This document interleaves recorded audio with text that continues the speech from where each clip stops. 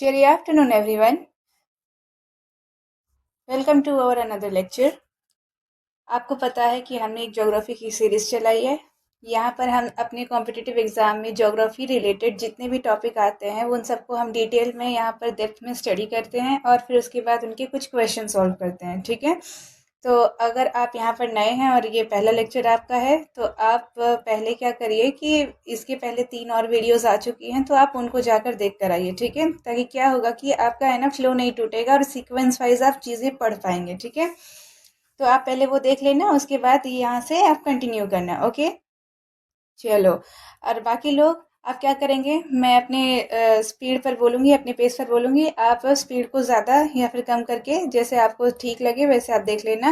और आपको क्या करना है, लेक्चर में ही सब कुछ याद करते हुए चलना है और बच्चे नोट्स बनाते हुए चलना है। नोट्स क्यों? क्योंकि आपको रिवीजन करना बहुत ज़रूरी है। यहाँ कितने भी अच्छे से पढ़ लो, कितना भी चीज़ें याद हो जाए, पर अगर आप रिविजन नहीं करोगे तो डैम श्योर वो आपके दिमाग से वाइप आउट हो जाएगी और फिर बाद में कुछ नहीं बचेगा, ऐसे बादलों की और ख्यालों के अलावा। ठीक है, लगेगा अरे पढ़ा तो था इतने अच्छे से पर भूल गए। अभी एग्जाम में जब आप क्वेश्चन करने लगोगे तो आपको कुछ ही याद नहीं आएगा। तो रिवीजन इज मस्ट। ठीक है, रिवीजन। तो आप क्या करोगे, जैसे भी बैठे हो पहले तो खड़े हो जाओ और ढंग से बैठो। ठीक है, ढंग से बैठने के बाद एक नोटबुक लेकर आओ। नोटबुक लेकर आओ, पेन लेकर आओ, अच्छे से अपने नोट्स बनाओ एकदम बढ़िया से, जैसे मैंने यहाँ पर नोट्स बनाए हैं आपके लिए। देखो कितने रिप्रेजेंटेटिव हैं। हाँ, तो वैसे नोट्स बनाने हैं और उसको पहले तो रिवाइज कर लो जितना पहले पूरा पढ़ा हुआ है, ताकि आपका क्या रहे, ऐसा लगे कि हाँ भाई हम कुछ पढ़ रहे हैं और कुछ दिमाग में घुस रहा है। इतनी बात क्लियर है? इतना करने के बाद आओ चलो अब आगे बढ़ते हैं। ठीक है, लेट्स स्टार्ट।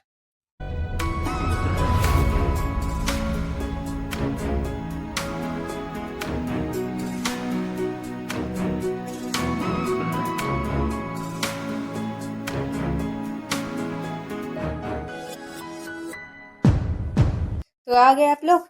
ठीक है, पिछले लेक्चर अगर आपने रिवाइज किए हो तो आपको पता होगा मैंने पिछले लेक्चर में क्या बताया था बच्चे। तो पिछले लेक्चर हमने क्या स्टार्ट किया था बच्चे, सन हम पढ़ चुके थे, उसके बाद हमने प्लैनेट्स के बारे में पढ़ा था इन डिटेल। ठीक है, आई होप कि आप सभी ने रिवाइज किया होगा। फिर प्लैनेट्स पढ़ने के बाद हमने मून पढ़ा था और मून के बाद हमने ये सोलर एक्लिप्स और लूनर एक्लिप्स पढ़ा था। कल आप थोड़े से शायद कंफ्यूज हो गए होंगे यहाँ पर, क्योंकि ये देखो पार्शियल में मैंने क्या किया था, मून को व्हाइट कलर का बनाया था, तो आपको लग रहा होगा कि वो फुल मून है, तो इसलिए आज मैंने इसका कलर चेंज कर दिया है। ठीक है, इसलिए जो न्यू स्टूडेंट्स हैं उनको नहीं पता होगा, इसलिए आप पहले पिछला लेक्चर देख कर आए हैं। ठीक है, देखो तो एक्चुअली में क्या होता है, सोलर एक्लिप्स में मैंने आपसे क्या कहा था, जब सोलर एक्लिप्स होता है तो पूरे मून पे कोई भी क्या होता है, लाइट नहीं आती है, तो इसलिए पूरा क्या न्यू मून की तरह अपीयर होता है, मतलब नहीं दिखाई देता।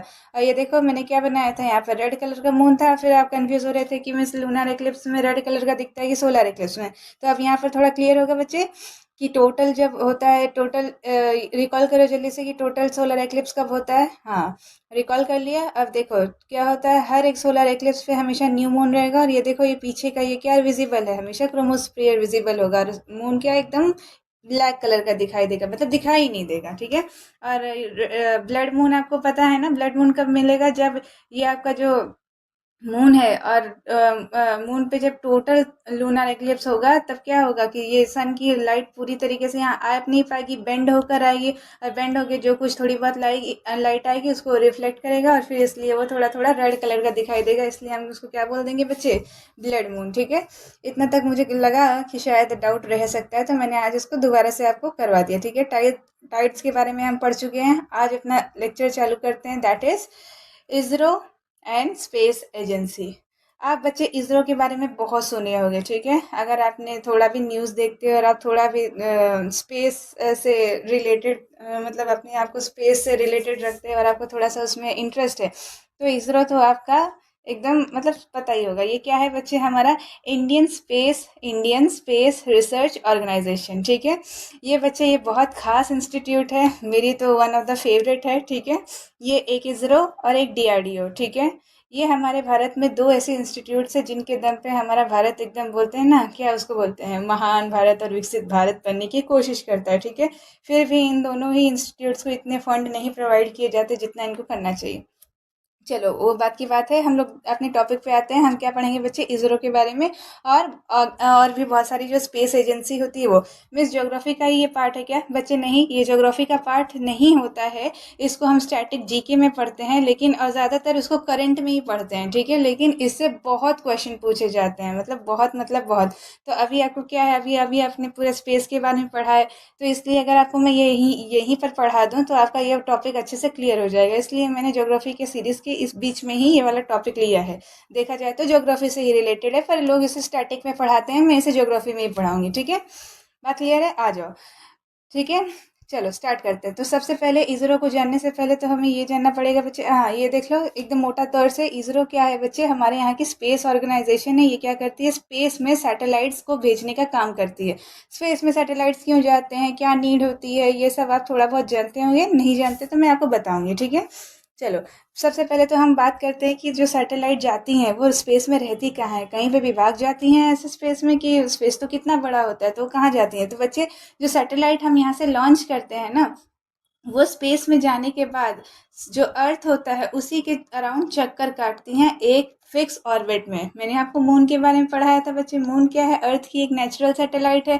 मतलब मून क्या कर रहा है बच्चे? अर्थ के आजू बाजू क्या कर रहा है? अपने फिक्स ऑर्बिट में उसके अराउंड रिवॉल्यूशन कर रहा है। वैसे ही बच्चे, जो सैटेलाइट यहाँ मैन मेड हम अर्थ से भेजते हैं, वो भी बाहर जाकर बच्चे क्या करती हैं? अर्थ के आजू बाजू रिवॉल्यूशन करती हैं, ठीक है। तो और वो भी फिक्स्ड ऑर्बिट में। तो ये जो फिक्स्ड ऑर्बिट होते हैं ना, कुछ कुछ टाइप के होते हैं। तो यहाँ पर हमें क्या, 6 टाइप के फिक्स्ड ऑर्बिट के बारे में पढ़ना है, ठीक है। एक एक करके सबको डिस्कस करेंगे। उसमें से ये तीन जो दिख रहे हैं ऑर्बिट बच्चे, ये बहुत इंपॉर्टेंट ऑर्बिट होते हैं। हमारे यहाँ की 99% सैटेलाइट इन्हीं ऑर्बिट्स में आपको मिलेंगे, ठीक है। तो अच्छा, ये ऑर्बिट होते क्या है मिस? चलो इसको तो फिर डिस्कस करते हैं, ठीक है। सबसे पहला ऑर्बिट देखो क्या है बच्चे, लिखा है लियो, ठीक है। लियो, लियो का मतलब क्या होता है बच्चे? लोअर अर्थ ऑर्बिट, ठीक है। इसके नाम से समझ में आ रहा होगा बच्चे कि ये जो ऑर्बिट है ये अर्थ के एकदम पास होगी। तो पास होगी तो कितने पास होगी? तो कितने पास? तो बच्चे, ये लोअर अर्थ ऑर्बिट जो है वो 160 किलोमीटर से लेकर 2060 किलोमीटर तक एक्सटेंड करते हैं। मुझको समझ में नहीं आ रहा है, देखो ये अर्थ है, ठीक है। अर्थ पे ही आप खड़े हो, ठीक है। अब आपके ऊपर क्या है? ऐसे पूरा एटमॉस्फेयर है, ठीक है। एटमॉस्फेयर के ऊपर जब आपने कोई ऐसा सैटेलाइट लॉन्च किया, तो ऐसे एक फिक्स ऑर्बिट में जाएगी। ऐसे मतलब ऐसे देखो जाएगी ऑर्बिट। देखो सैटेलाइट लॉन्च कैसे होती है, यहाँ से एक ऐसा लॉन्चर खड़ा रहता है, रॉकेट खड़ा रहता है। रॉकेट से ऐसे फ्यूल भर के एकदम ये ऊपर तक जाता है, और फिर उसके बाद सैटेलाइट को ले जाकर उसके डिजायर ऑर्बिट में छोड़ देता है। फिर ये जो सैटेलाइट होती है, एक बार अपने ऑर्बिट में चली गई ना, फिर अपना ये धीरे धीरे धीरे धीरे इसके रिवॉल्व, किसके रिवॉल्व करेगी? अर्थ के रिवॉल्व करते रहती है, ठीक है। तो ये जो ऑर्बिट होता है बच्चे, जैसे ये आपका अर्थ है, तो यहाँ से मान लो ये कितना डिस्टेंस है? 160 किलोमीटर, ठीक है। 160 किलोमीटर से अब थोड़ा और दूर जाए, मान लो ये पूरा डिस्टेंस कितना हो गया बच्चे? अब ये 2000 किलोमीटर। तो ये पूरा जितना डिस्टेंस है, इसमें ये पूरे में कहीं पे भी अगर आपने सैटेलाइट प्लेस कर दी किसी भी ऑर्बिट में, मान लो ऐसे ऑर्बिट कर दी या फिर ऐसे ऑर्बिट में प्लेस कर दी, वो सारे ही ऑर्बिट्स को आप क्या बोलोगे बच्चे? Low earth orbit, that is LEO. क्या मेरी बात को समझ में आ रही है? ठीक है। तो मिस यहाँ इंपॉर्टेंट क्या है? इंपॉर्टेंट सबसे ज़्यादा तो यही है बच्चे, आप सबसे ज़्यादा क्वेश्चन ये पूछता है कि लोअर अर्थ ऑर्बिट कहाँ से कहाँ तक है। तो बच्चे 160 किलोमीटर से 2000 किलोमीटर आपके मुंह पे बैठ जाना चाहिए। नहीं तो फिर देखो 4 का टेबल आता होगा, 4 4 ज़ा 16, 4 5 ज़ा 20, याद रहेगा। 60, 160 से लेकर 20, ठीक है। 20 क्या, 2000 किलोमीटर। मतलब ऐसे देखो, देखोगे तो वैसे भी आपके पास ऑप्शन रहेंगे, तो देखोगे तो याद आ ही जाएगा, ठीक है। नहीं तो आपको ये याद ही करना है। अब देखो अगला नेक्स्ट पॉइंट क्या है बच्चे, यहाँ देखो थोड़ा पिक्चर में देखो, आपको ये थोड़ा विजुअलाइज करो। देखो ये हमारा प्यारा अर्थ है, ठीक है। अर्थ से बाहर ये देखो, ये सब जो सैटेलाइट्स हैं, ये अर्थ के बाहर ये जो डिस्टेंस है ना, ये देखो ये अर्थ का सरफेस हुआ, ये कितना 160 किलोमीटर दूर गई। और ये सैटेलाइट देखो, यहाँ पे येलो कलर की सैटेलाइट दिख रही है, ये क्या कर रही है? यहाँ पर इसके चक्कर काट रही है अपने फिक्स ऑर्बिट में, ठीक है। अच्छा, तो मिस ये जो low earth orbit that is LEO है, ये कैसा है? ऐसा है कि ऐसा खड़ा खड़ा दिखेगा, कि ऐसे बैठा हुआ, कि कैसा? तो बच्चे ये कैसा भी दिख सकता है। मतलब लोअर अर्थ ऑर्बिट में जो सैटेलाइट्स होती हैं वो कौन सा भी ऑर्बिट और कौन सा भी पाथ फॉलो कर सकती हैं। बात समझ में आ रही है? मतलब वो चाहे तो इतनी इनक्लाइंड हो सकती हैं, चाहे तो इक्वेटर के साथ ही हो सकती है। इक्वेटर में तो समझते हैं ना बच्चे, एक ऐसा बड़ा जो जो लैटिट्यूड होता है जो अर्थ को दो इक्वल पार्ट में डिवाइड करता है। मैं आगे आपको पढ़ाऊंगी, ठीक है, फिलहाल ऐसे याद रखो। जो दो इक्वल पार्ट में डिवाइड करता है उसी को इक्वेटर बोलते हैं, ठीक है। तो इक्वेटर के भी यहाँ पर ऐसे पैरेलल ऐसे घूम सकती हैं या फिर उसके परपेंडिकुलर हो सकती हैं, कहीं पर भी हो सकती हैं। बात समझ में आ रही है? आगे बढ़ते हैं। देखो थर्ड पॉइंट क्या है बच्चे, कि ये 90 मिनट पर रिवॉल्यूशन, यहाँ पर जो भी सैटेलाइट होती है ना बच्चे लो अर्थ ऑर्बिट में, ये लोग क्या करते हैं 90 मिनट में एक रिवॉल्यूशन पूरा कंप्लीट कर लेते हैं। मतलब समझ रहे हो कितने फास्ट चलते हैं, कितने फास्ट। मतलब जैसे ये धरती है, इसको पूरा खुद का रोटेशन करने में 24 घंटे लगता है, लेकिन इसी लो अर्थ ऑर्बिट में जो भी सैटेलाइट रखोगे बच्चे, ये 90 मिनट में ही पूरा एक रिवॉल्यूशन अर्थ के कर डालती हैं। अच्छा इतने जल्दी करती हैं तो बच्चे पूरे दिन में वो करीब 16 रिवॉल्यूशन कर डालती हैं। मतलब अगर आप इस सैटेलाइट पे बैठे हुए हो, ठीक है, ये मैंने आपको सैटेलाइट पे से यहाँ से लॉन्च कर दिया है आप सैटेलाइट पे बैठे हुए हो, ठीक है। तो आप अगर सैटेलाइट पे बैठे हो तो ये सैटेलाइट है ना इतनी बार घूमेगी कि आप है ना एक ही दिन में बच्चे 16 बार रात देख लोगे, 16 बार दिन देख लोगे बात समझ में आ रही है? ठीक है।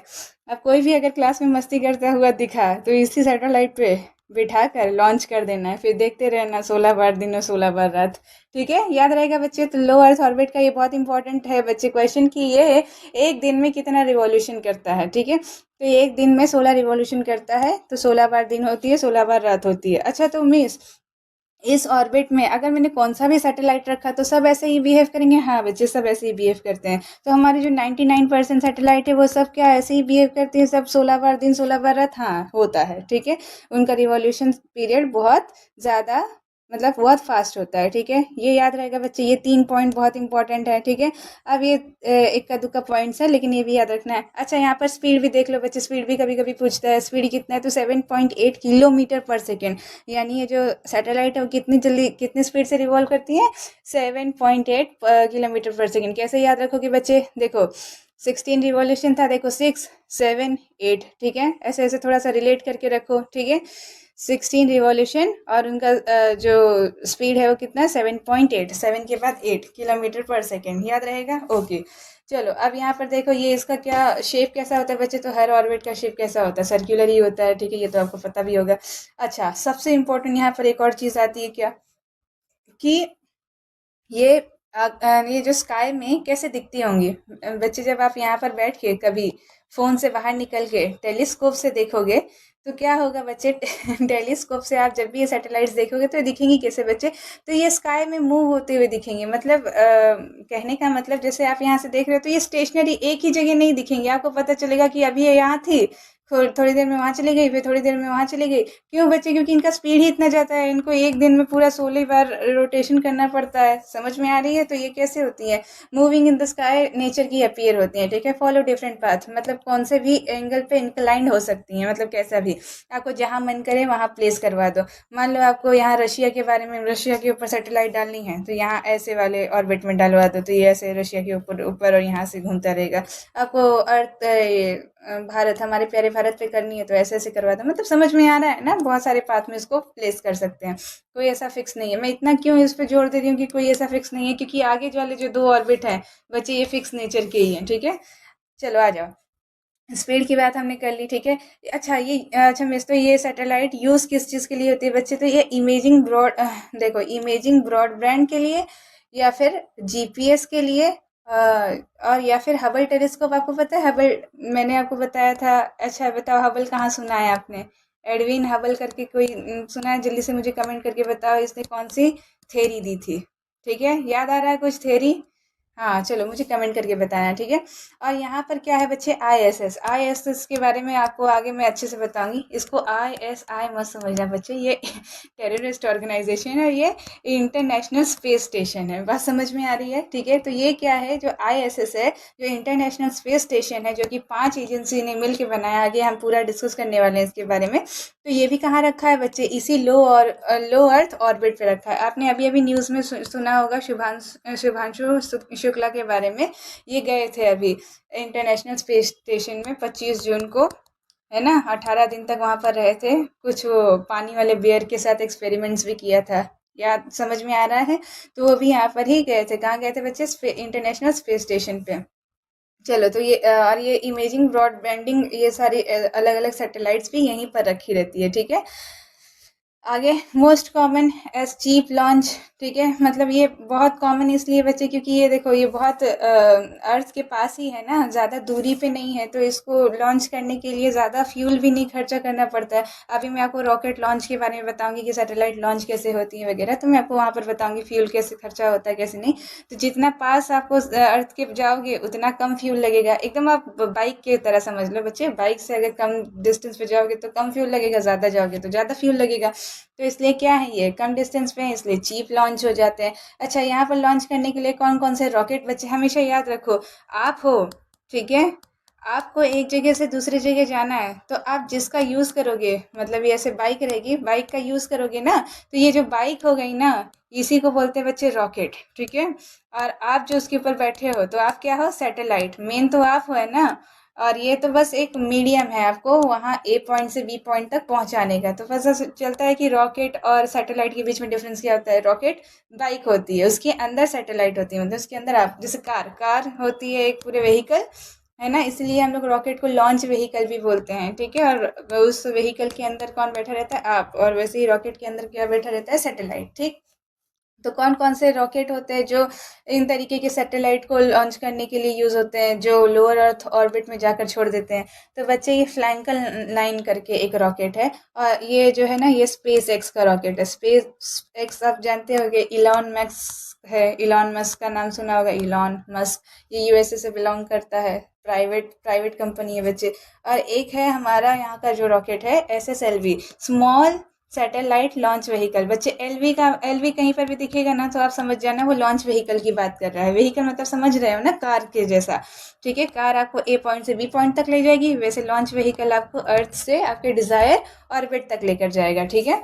तो ये क्या है? स्मॉल सैटेलाइट लॉन्च व्हीकल, ठीक है। ये हमारे इसरो का है, ठीक है। तो इसरो क्या करता है, मतलब ये वाला जो रॉकेट है, इसमें अपना सैटेलाइट डाल देता है और फिर उसके बाद ये जाती है और उसको लो अर्थ ऑर्बिट पे छोड़कर चली आती है। बात समझ में आ रही है? लो अर्थ ऑर्बिट समझ में आ गया। चलो, आगे बढ़ते हैं। अब अगला ऑर्बिट देखते हैं, दैट इज जीएसओ, ठीक है। One of the very important orbit, जो कि हमारे बहुत से जो मिलिट्री के सैटेलाइट्स होती हैं, जो कम्युनिकेशन सैटेलाइट होती हैं, जो एकदम बढ़िया बढ़िया काम के लिए यूज़ होती है ना सैटेलाइट, वो सब यहाँ पर ही प्लेस की जाती हैं। That is Jio synchronous orbit. अच्छा, मैं सब ये जियो सिंक्रोनस ऑर्बिट, बड़ा सा नाम, इसका मतलब क्या है? तो बच्चे, जियो सिंक्रोनस, सिंक का मतलब समझते हो? सिंक का मतलब एक, मतलब एक ही पॉइंट से एकदम सिंक रहना। हमारे चैनल का नाम भी सिंक आयन ऐसे, मतलब क्या है कि एक ही अपने गोल पे अटैच रहना। तो बच्चे, क्या होता है कि इन सैटेलाइट्स का, जो भी सैटेलाइट इन ऑर्बिट में प्लेस की रहती हैं, वो कैसी होती है बच्चे? वो एक ही पॉइंट पे एकदम फोकस्ड रहती हैं, ठीक है। जैसे मान लो ये सैटेलाइट यहाँ प्लेस की गई है, तो ये पर्टिकुलर एक पॉइंट को देखती रहेगी, और ये पूरे दिन, पूरे हमेशा, महीने, साल, ये इसी पॉइंट को देखते रहेगी। बात समझ में आ रही है? मिस, कैसे देखते रहेगी? अभी तो आपने कहा कि ये 16 बार घूमती है, और यहाँ पर आप कह रहे हो ये एक ही पॉइंट को देखती रहेगी। अच्छा बच्चे, यहाँ पर देखो, ये सैटेलाइट एक पॉइंट को एक दिन में कितनी बार देखेगी? 16 बार देखेगी, ठीक है। लेकिन ये जो सैटेलाइट है वो एक दिन में एक ही बार उस पॉइंट को देखेगी। मतलब ये जैसे जैसे देखो, एकदम सिंपल सा समझो कि जो अर्थ है ना, अर्थ अर्थ जैसे स्पीड से रोटेट करता है, वैसे ही ये सैटेलाइट भी उतनी स्पीड से ही रोटेट करती हैं। तो मान लो आप चल रहे हो, ठीक है, आप जिस स्पीड से चल रहे हो, मैं भी उसी स्पीड से चल रही हूँ, तो हम लोग क्या करेंगे? एकदम सिंक होके ही चलते रहेंगे, है ना। ऐसा लगेगा ही नहीं कि हमारे बीच में कोई डिस्टेंस है, हम एक दूसरे को देखते रहेंगे, है ना, चाहे जितना दूर जाए।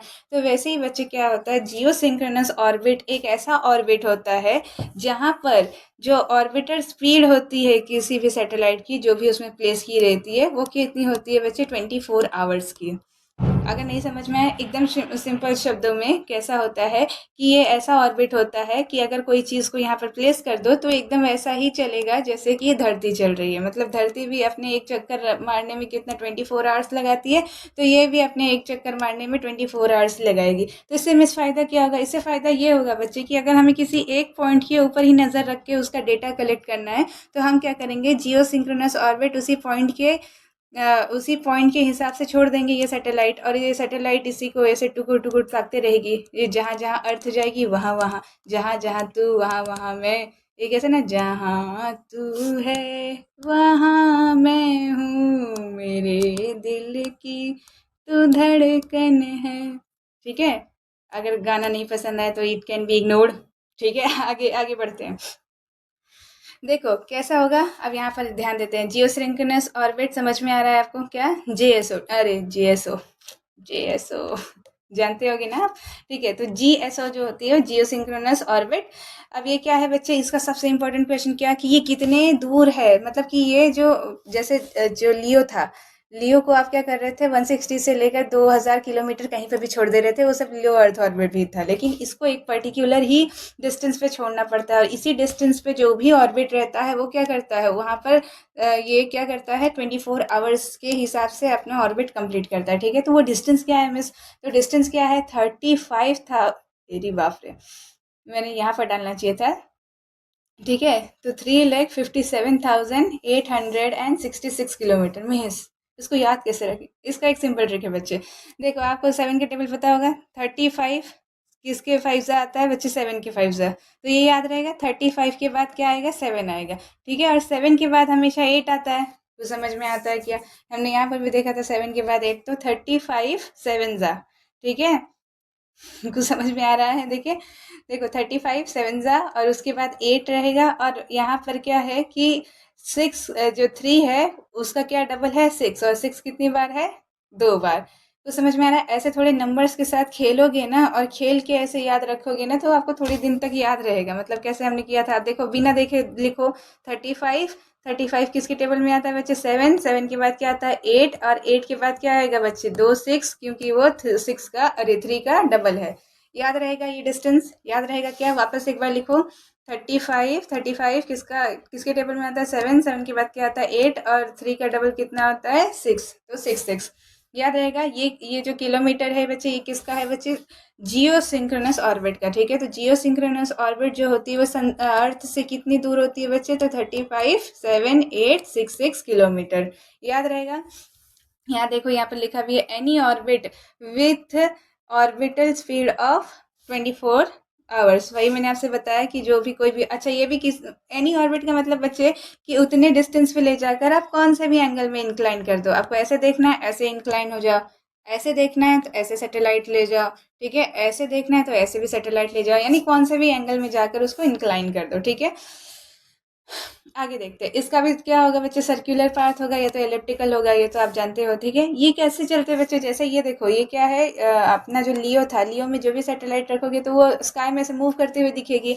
लेकिन जो जियो सिंक्रोनस में अगर जो भी सैटेलाइट रहेगी बच्चे, वो क्या, ऑसिलेट करते हुए दिखाई देगी। मतलब कैसे, आपने कभी पेंडुलम देखा है, वो यहाँ से यहाँ जाता है, यहाँ से यहाँ आता है, फिर यहाँ से यहाँ, झूला, झूला भी ऑसिलेट करता रहता है, ऐसे ऐसे, एक जगह से, पहले एक जगह से ऊपर जाएगा, फिर नीचे आएगा, फिर ऊपर जाएगा, नीचे आएगा। बस समझ रहे हैं, इसी को ऑसिलेशन मूवमेंट बोलते हैं। तो वैसे ही क्या होता है बच्चे, जो भी सैटेलाइट ये जियो सिंक्रोनस ऑर्बिट में रखी रहती है ना, वो ऐसे ऑसिलेट, मतलब ऐसे ऐसे इन्फिनिटी बनाते हुए दिखाई देती है। मतलब एक बार ऊपर जाएगी, एक बार नीचे आएगी। मतलब समझ रहे हो ना बच्चे, देखो, एक बार ऊपर गई, फिर नीचे आई, फिर ऊपर गई, फिर नीचे आई। आप कभी वहां गए होगे, कहाँ गए, हाँ, किसी जैसे कहाँ गए होगे आप, सर्कस या फिर मेले में, तो वहां पर देखे होगे कैसा राइड होता है, आपको कप में बिठा देता है, और कप कभी ऊपर जाता है, नीचे आता है। ठीक है, तो ये कैसे चलती है, ऐसे 8 बनाते हुए चलती है। ठीक है, तो इसी का क्या बोलते हैं बच्चे, फिगर 8 पैटर्न, और ये इंक्लाइंड रहती है। ठीक है, बात समझ में आ रही है। इसमें से सबसे इम्पोर्टेंट तो बच्चे ये है, बाकी ये सब थोड़ा दिमाग में रखना। क्या पता जब आपको स्टेटमेंट में ऐसे 4 5 स्टेटमेंट बनाकर दे देगा तो ये सब भी कभी कभी पूछ सकता है। ठीक है, दूसरा इंपॉर्टेंट क्वेश्चन बच्चे इसका क्या आता है बच्चे, कि इसमें जो भी सैटेलाइट है वो कितने स्पीड से चढ़ रही होंगी बच्चे। तो ऑब्वियस सी बात है कि अगर आप इनके अर्थ के ही सिंक में रहना है तो इसकी क्या स्पीड कम होगी। तो कितनी होती है बच्चे, 3 किलोमीटर पर सेकेंड। अच्छा, अपने लियो की कितनी थी बच्चे, देखो 7.8 किलोमीटर पर सेकेंड, कितनी ज़्यादा थी, उसकी डबल है ना। तो ये क्या है, आधी रहती है, मतलब आधी क्या, 3 किलोमीटर। कैसे याद रखोगे बच्चे, अपना 35 है, वैसे ही 3 किलोमीटर है, याद रहेगा। यहाँ पर कौन कौन से टाइप के सैटेलाइट रखते हैं मैम, तो यहाँ पर नेविगेशन सैटेलाइट, नेविगेशन मतलब आपको क्या करना है बच्चे, जैसे मान लो इस इलाके का पूरा आपके पास क्या होना चाहिए, चिट्ठा होना चाहिए, जीपीएस होना चाहिए, या फिर कुछ इसके बारे में पता रहना चाहिए। तो यहाँ पर का पूरा पता लगाने के लिए कोई ऐसा ही चाहिए ना जो टुकुर टुकुर से किसी को ताकता रहे हर वक्त, हर दम, हर सुबह, हर शाम। इसलिए हम क्या करेंगे बच्चे, एक ऐसा सैटेलाइट लेकर आएंगे और उसको जियो सिंक्रोनस ऑर्बिट में डाल देंगे, इस पॉइंट पे फोकस करवा के। तो ये हमेशा क्या करेगा, इसी को देखता रहेगा, इसी के बारे में डेटा देता रहेगा।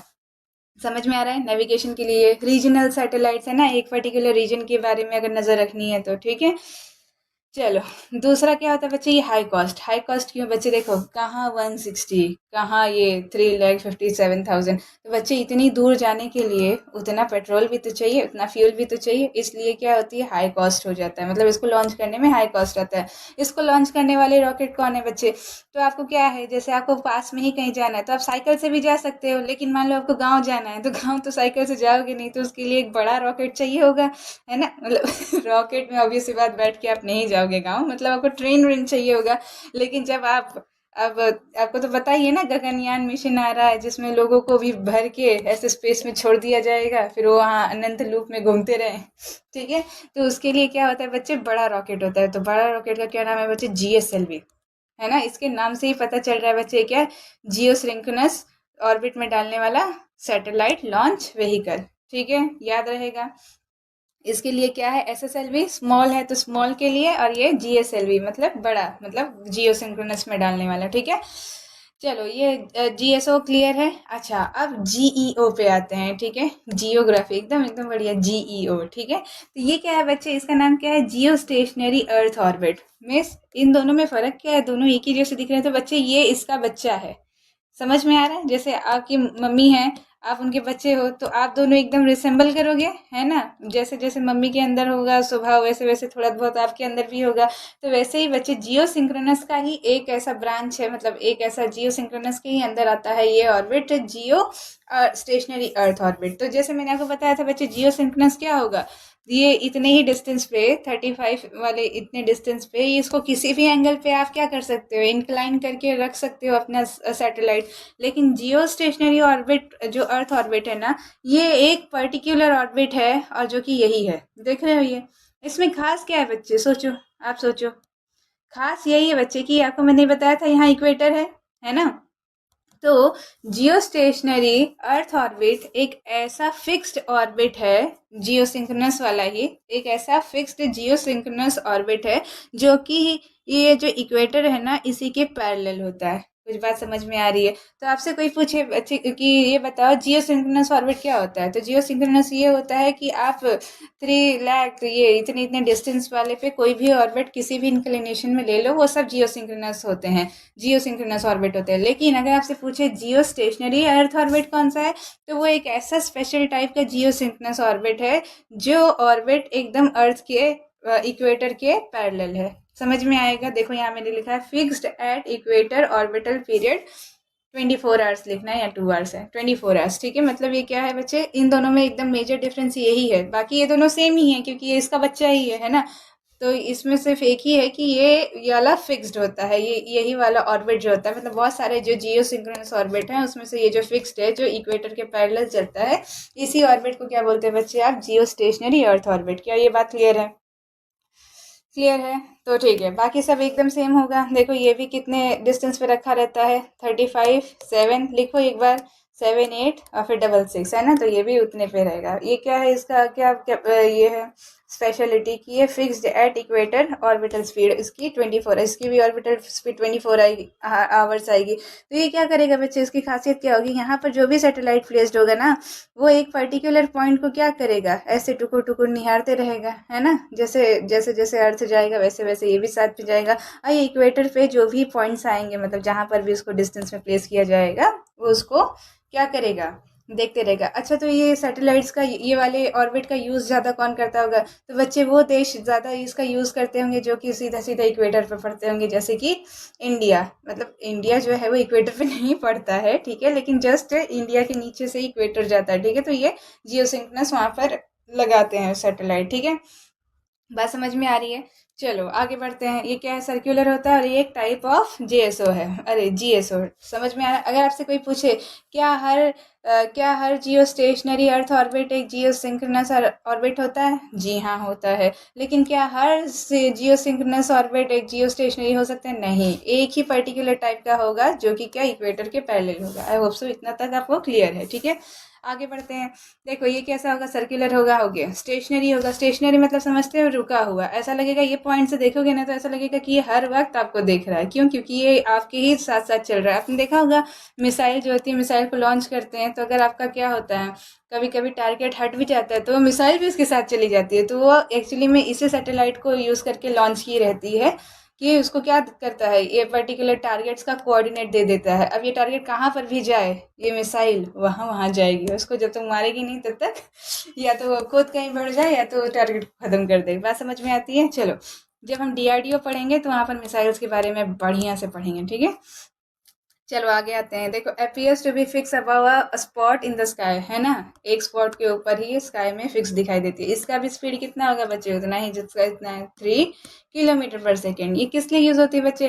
टीवी के लिए, है ना, कम्युनिकेशन सैटेलाइट के लिए। तो बच्चे आप देखते होगे टावर, टावर के जस्ट ऊपर एक कोई जियो सिंक्रोनस ऑर्बिट लगा होगा सैटेलाइट पे। ठीक है, टावर से यहाँ पर सिग्नल जाता होगा, वो सिग्नल से सैटेलाइट से दूसरे टावर को ट्रांसफर करती होगी, वगैरह वगैरह। ठीक, समझ में आ रहा है?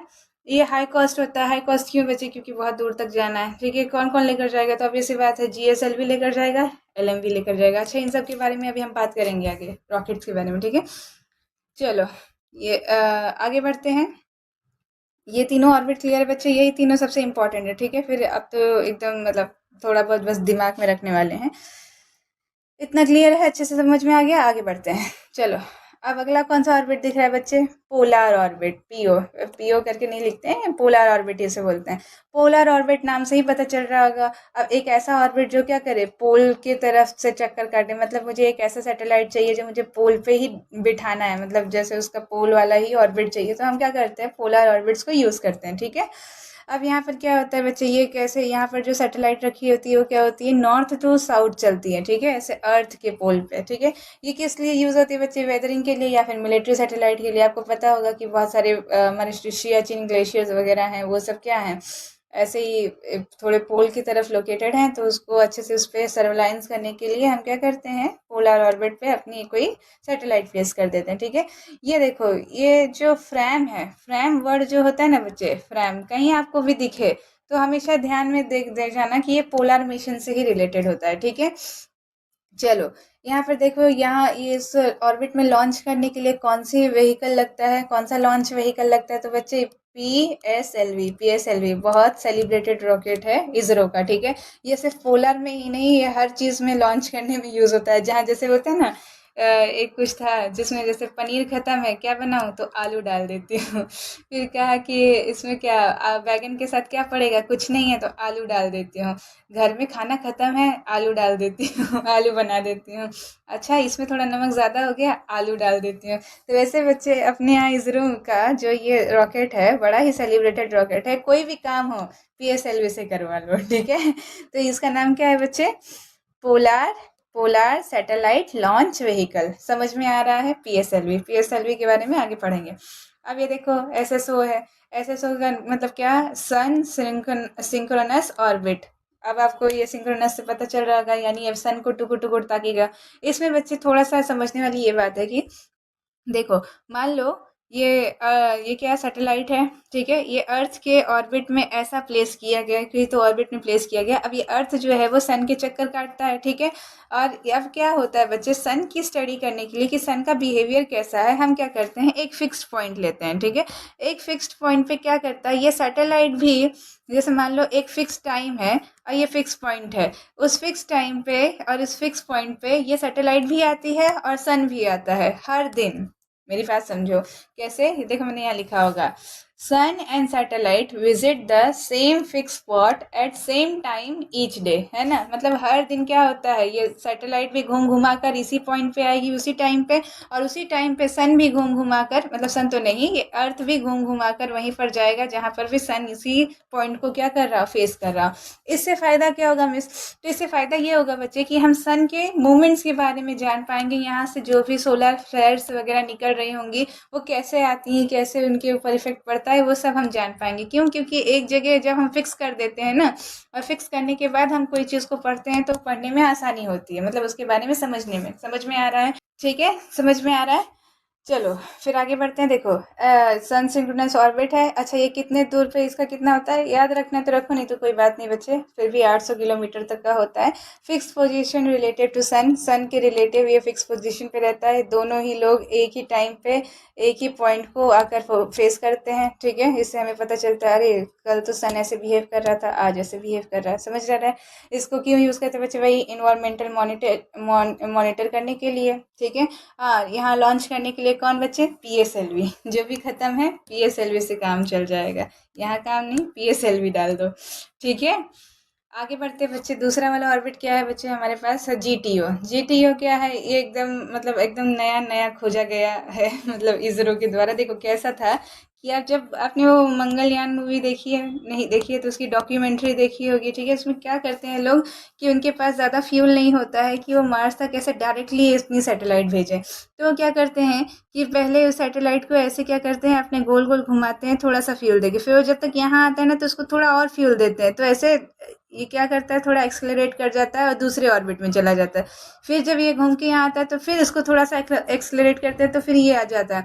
और ऐसे ऐसे करते करते बच्चे इसको एक्सलरेट करते करते करते करते एक ऐसा टाइम आता है कि बहुत बड़ा ऑर्बिट बना लेता है और फिर यहाँ से निकल जाता है और फिर बाद में मार्स के ऑर्बिट में जाकर ये क्या करता है, रोटेट करने लगता है। समझ में आ रहा है?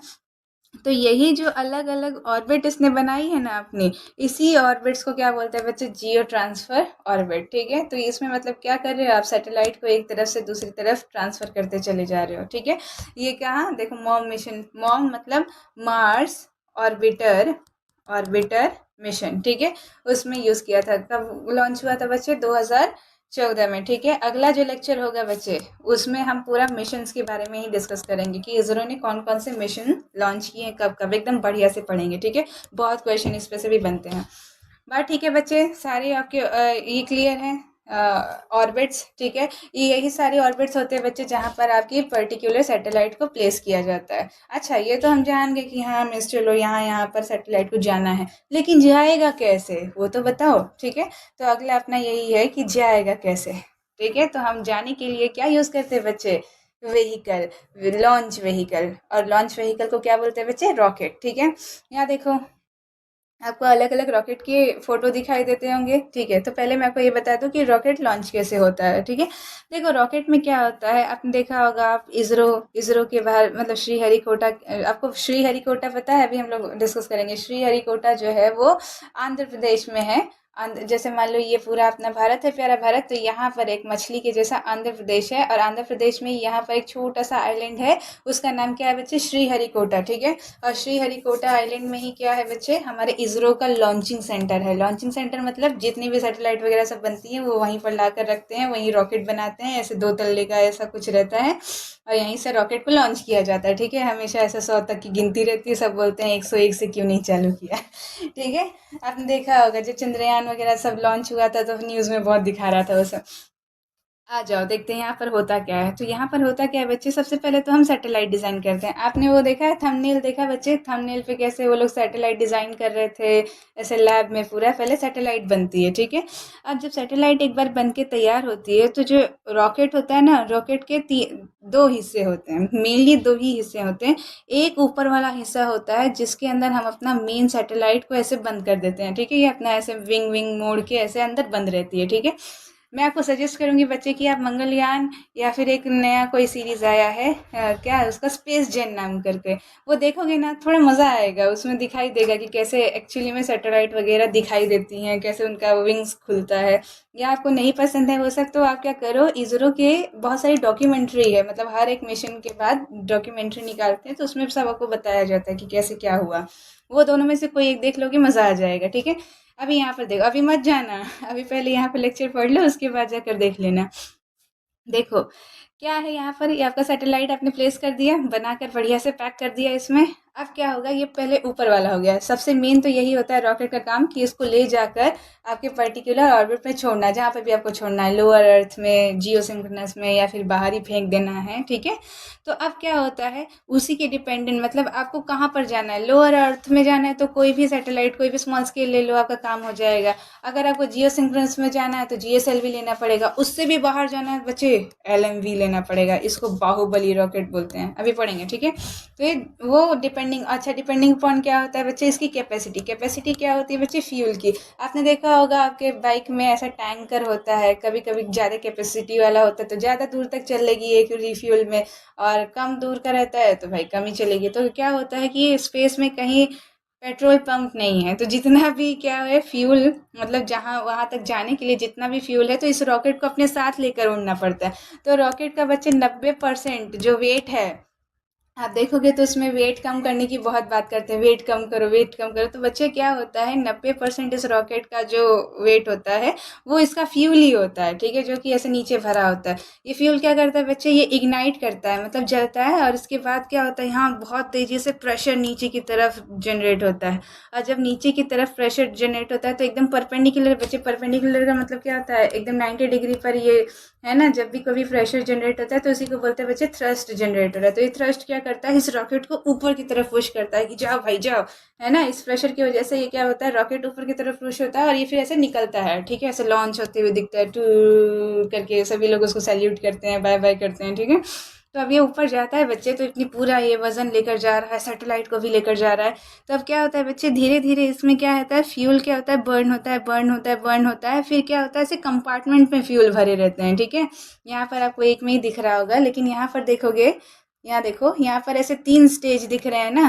तो ये ऊपर वाला जो स्टेज रहेगा, यहाँ पर तो आपका सैटेलाइट रहेगा, है ना। ये जो नीचे वाला है, ये एक कंपार्टमेंट का फ्यूल रहेगा, इसके नीचे वाला दूसरे कंपार्टमेंट में। तो ये जो एकदम नीचे वाला कंपार्टमेंट होता है ना बच्चे, इसी को हम लोग बूस्टर बोलते हैं, ठीक है, बूस्टर। मतलब नीचे से उड़ रहा है तो बहुत तेजी से उसको फेंकना पड़ेगा ना, नहीं तो ग्रेविटी एकदम बढ़िया से नीचे लगती रहती है। तो ये बूस्टर होता है। तो ये बूस्टर के बाद क्या आता है बच्चे, सेकंड स्टेज आता है, जिसमें लिक्विड फ्यूल भरा रहता है। अच्छा, यहाँ पर सॉलिड फ्यूल भरा रहता है, यहाँ सेकंड स्टेज में लिक्विड। ऐसे डिपेंड करता है, ज़रूरी नहीं कि ऐसा ही हो, रॉकेट बाय रॉकेट डिपेंड करता है कि वो लोग कौन सा फ्यूल डालते हैं। ऊपर शायद क्रायोजेनिक, अभी पढ़ेंगे ये तीनों फ्यूल क्या होता है, समझ में आ रहा है। तो नीचे फ्यूल क्या होता है, ऐसे इग्नाइट होता है, उसके बाद ये ऊपर ऊपर जाता है, और धीरे धीरे क्या होता है, जैसे मान लो अब बूस्टर का खत्म हो गया, ये ऊपर तक भेज दिया, तो ये बूस्टर का फ्यूल खत्म हो गया, तो ये क्या होता है, फिर डिटैच हो जाता है। ये दिख रहा है आपको, ये देखो यहाँ पर, ये ऐसे बूस्टर इसके साथ लगे रहते हैं। फिर ये पहले ये डिटैच होते हैं, फिर ये ऊपर जाता है, फिर ये नीचे से डिटैच हो जाता है, मतलब छूट जाता है। फिर उसके बाद ये इतना बचता है, फिर ऐसे जैसे धीरे धीरे ऊपर जाता है तब तक उसका वजन हल्का होते जाता है। फिर ये भी डिटैच हो जाता है, फिर इतना बचता है। फिर इसके अंदर से सैटेलाइट बाहर आ जाती है, पूरा सब कुछ निकल के, और फिर ये सैटेलाइट धीरे धीरे जाती है, ठीक है। ये देखो कैसे निकलती है, पूरा अंदर रॉकेट के अंदर है। फिर इसके ऊपर से ये हट जाएगा कवर, और फिर ये निकलेगी और अपना ऐसा विंग्स फैला लेगी, और फिर ऐसे ऐसे ऐसे ऐसे पूरा क्या करेगी, उस पर्टिकुलर ऑर्बिट में रोटेट करेगी। कौन कौन से ऑर्बिट में बच्चे, लियो में जाएगी तो लियो में करेगी, या फिर जियो सिंक्रोनस वगैरह में, ओके। देखो कैसे करेगी, ये देखो, ये आपका अर्थ है, ये आपका लो अर्थ ऑर्बिट है, और ये देखो जियो ट्रांसफर ऑर्बिट है, जियो ट्रांसफर ट्रांजिटिव लिखा है, ठीक है। ट्रांसफर मतलब इसे थोड़ा एक्सीलरेट करके ऊपर भेज दिया, और फिर भेजने के बाद ये क्या करेगा, ये जियो सिंक्रोनस ऑर्बिट में भी आ जाएगा। बात समझ में आ रहा है, ऐसे डिफरेंट हो। ये रॉकेट इंजन हैं, मतलब नीचे ऐसे स्टैंड के लिए खड़े रहते हैं, ठीक है। इसमें भी बहुत बूस्टर होते हैं, ठीक है, फटाफट ऊपर भेजने के लिए। अच्छा देखो, अब यहाँ पर 2 तरीके के फ्यूल होते हैं, ठीक है। एक यहाँ पर आप देख रहे होगे सॉलिड प्रोपेलेंट, और एक होता है लिक्विड प्रोपेलेंट। प्रोपेलेंट का मतलब ये फ्यूल होता है, ठीक है बच्चे।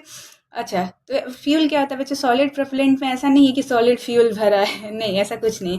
क्या होता है बच्चे, फ्यूल के लिए 2 चीज़ें होती हैं, एक तो खुद फ्यूल होता है, ठीक है, और दूसरा होता है ऑक्सीडाइजर। ऑक्सीडाइजर मतलब समझते हो क्या, अगर आपने कभी दिया जलाया हो, कभी आपने दिया जलाया है, तो दिया में क्या होता है बच्चे, दिया जलने के लिए 2 चीज़ चाहिए होता है। एक तो उसके अंदर जो तेल होता है, तेल वो चाहिए होता है, और दूसरा चाहिए होता है बच्चे ऑक्सीजन। मीन्स ऑक्सीजन क्यों, कभी आपने देखा है अगर दिए के ऊपर ऐसे कुछ रख दो, अगर आपका ग्लास वगैरह, तो दिया जो होता है बढ़ जाता है, क्यों, क्योंकि उसको ऑक्सीजन सप्लाई जो होती है वो कट जाती है बच्चे। तो कभी भी क्या होता है, फ्यूल को बर्न होने के लिए एक ऑक्सीडाइजर की ज़रूरत होती है, दैट इज़ ऑक्सीजन। बात समझ में आ रहे हो। तो अब क्या होता है बच्चे, तो फ्यूल यहाँ पर क्या होता है, जो सॉलिड फ्यूल होता है उसमें है ना, फ्यूल को और ऑक्सीडाइज़र को, दोनों को ऐसे मिक्स करके भर दिया रहता है ऐसे पूरे चेम्बर में, ठीक है। तो अब इसमें क्या होता है कि अगर एक बार भी ये फ्यूल जला तो ये रुकेगा नहीं जब तक ये पूरा जल जाएगा। जैसे आपने दिवाली का फुलझड़ी देखा होगा, अगर एक बार वो फुलझड़ी जला तो वो तब तक नहीं रुकेगा जब तक पूरा नहीं जल जाएगा। बात समझ में आ रही है? तो सॉलिड में यही होता है। तो इसमें दो तरीका, एक फ़ायदा भी होता है, एक नुकसान भी होता है। नुकसान ये होता है बच्चे की, अगर एक बार जल गया ना तो मान लो अगर इसे रोकना है ये रॉकेट लॉन्च को, तो ये रुकेगा नहीं, ये पूरा बर्बाद होके ही मानेगा। समझ में आ रहा है? और इसमें फ़ायदा ये होता है कि इसे हम क्या करते हैं, बूस्टर स्टेज में रखते हैं। बूस्टर स्टेज में मतलब यहाँ पर रखते हैं कि इसको तो जाना ही जाना है, अभी ये फटाफट एकदम क्या करे, इग्नाइट करे और इसको ले जाए, ठीक है। अच्छा, मैं इसे रोकना क्यों रहता है? देखो, अब कभी कभी मान लो रोकना रहा, जैसे मैंने क्या कहा था आपसे कि जब हम जियो ट्रांसफर में क्या करेंगे, इसको ऐसे पास ऑन करेंगे, तो अगर सारा फ्यूल हमने सॉलिड प्रोपेलेंट वाला ही भरा है, तो अगर थोड़ा भी उसको इग्नाइट किया तो पूरा ऐसे इग्नाइट होके बाहर ही चला गया, वो रुकेगा कहाँ, और फ्यूल आपका वहीं खत्म हो गया, जहाँ जाना था वहाँ जा नहीं पाए। समझ में आ रहा है? लेकिन अगर आपके पास कंट्रोल कर सको आप, मतलब मान लो अभी थोड़ा सा जला दिया फिर छोड़ दिया, अब ये कर रहा है, फिर थोड़ा सा जला दिया फिर छोड़ दिया, फिर अब कर रहा है, तो ये कंट्रोल करने के लिए, तो कंट्रोल करने के लिए हम कौन सा फ्यूल यूज़ करते हैं बच्चे? लिक्विड प्रोपेलेंट का, ठीक है। तो कैसे मिस, तो लिक्विड प्रोपेलेंट जो होता है उसमें लिक्विड फ्यूल नहीं, उसमें क्या होता है, फ्यूल अलग से भरा होता है, ऑक्सीडाइजर अलग होता है, दोनों का सेपरेट चेम्बर होता है, ठीक है। अब क्या होता है, इस चेम्बर से, फ्यूल वाले चेम्बर से फ्यूल निकलता है, ऑक्सीडाइजर वाले चेम्बर से ऑक्सीडाइजर निकलता है, फिर ये दोनों साथ में मिलते हैं और फिर क्या होता है, इग्निशन होता है, ये थोड़ा आगे बढ़ता है। बात समझ में आ रही है? अच्छा, हमेशा ऐसा करने का फ़ायदा क्या होता है, एक साथ बच्चे सारा फ्यूल क्या होगा, बर्न नहीं होगा। बात समझ में आ रही है? और आप उसे कंट्रोल करके जियो ट्रांसफ़र कर सकते हो ऑर्बिट में, ठीक है। अच्छा, बूस्टर वाला कब यूज़ करोगे? जब आपको डायरेक्टली क्या करना है, सैटेलाइट लॉन्च करना है। बच्चे जितने भी बाहर की एजेंसीज़ हैं वो लोग ऐसे डायरेक्टली यूज़ करते हैं, मतलब एक बार यहाँ से किए और फटाफट पहुँचे, ज़्यादा दिन में नहीं। लेकिन हमारे भारत में बच्चे इतना लो बजट है, इतना लो बजट है कि हम लोग ने ये चीज़ डिस्कवर कर दी है कि धीरे धीरे धीरे करना। बात ठीक है? चलो, दोनों का ये बात समझ में आ गया, लिक्विड और सॉलिड। अच्छा, एक तीसरे टाइप का होता है बच्चे, जिसको बोलते हैं क्या, क्रायोजेनिक, ठीक है। क्रायोजेनिक अभी बहुत डिमांड में है, बहुत मतलब क्या होता है ये, इसमें क्या, फ्यूल जो होता है वो गैस फॉर्म में होता है, वो गैस को इतना लिक्विफाई कर दिया, मतलब एकदम लो टेम्परेचर पे लाकर लिक्विफाई कर दिया है, ठीक है। तो इससे क्या होता है बच्चे, एकदम कंट्रोल में रहता है और बहुत हाईली एफिशिएंट रहता है, ठीक है। लेकिन इसका वही होता है, फ्लॉ ये है कि अगर मान लो टेम्परेचर थोड़ा भी बढ़ा तो ये पूरा का पूरा फिर क्या करेगा, इग्नाइट कर जाएगा, ठीक है। तो सबके अपने अपने प्रोज और कॉन्स है, डिपेंडिंग अपॉन द मिशन अलग अलग टाइप के फ्यूल यूज़ किए जाते हैं, ठीक है। आपको याद रहेगा, बूस्टर स्टेज में हमेशा हम क्या करते हैं, सॉलिड प्रोपेलेंट यूज़ करते हैं, दोनों को मिक्स करते हैं और आगे करते हैं।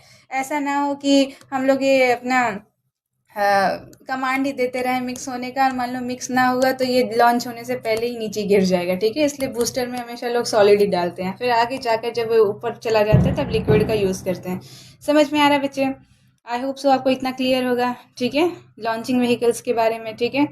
चलो यहाँ पर पढ़ लो, लॉन्च व्हीकल क्या, use to carry satellite in desire orbit, ठीक है। ये कैन बी 2 स्टेज और 3 स्टेज और या फिर मल्टीपल स्टेज की भी हो सकते हैं, डिपेंडिंग अपॉन द मिशन, ठीक है। 2 स्टेज मतलब समझ रहे हो ना, कि पहला स्टेज डिटैच होगा, दूसरा स्टेज ऐसे ऐसे करके। प्रोपेलेंट मतलब फ्यूल कौन कौन सा होता है बच्चे, सॉलिड होता है, लिक्विड, क्रायोजेनिक। ये क्या होता है, प्री मिक्स, मतलब पहले से ही मिक्स होता है। ये क्या है, सेपरेट टैंक में होता है, और यहाँ पर लिक्विफाइड गैस होता है बहुत ही अल्ट्रा लो टेम्परेचर पे।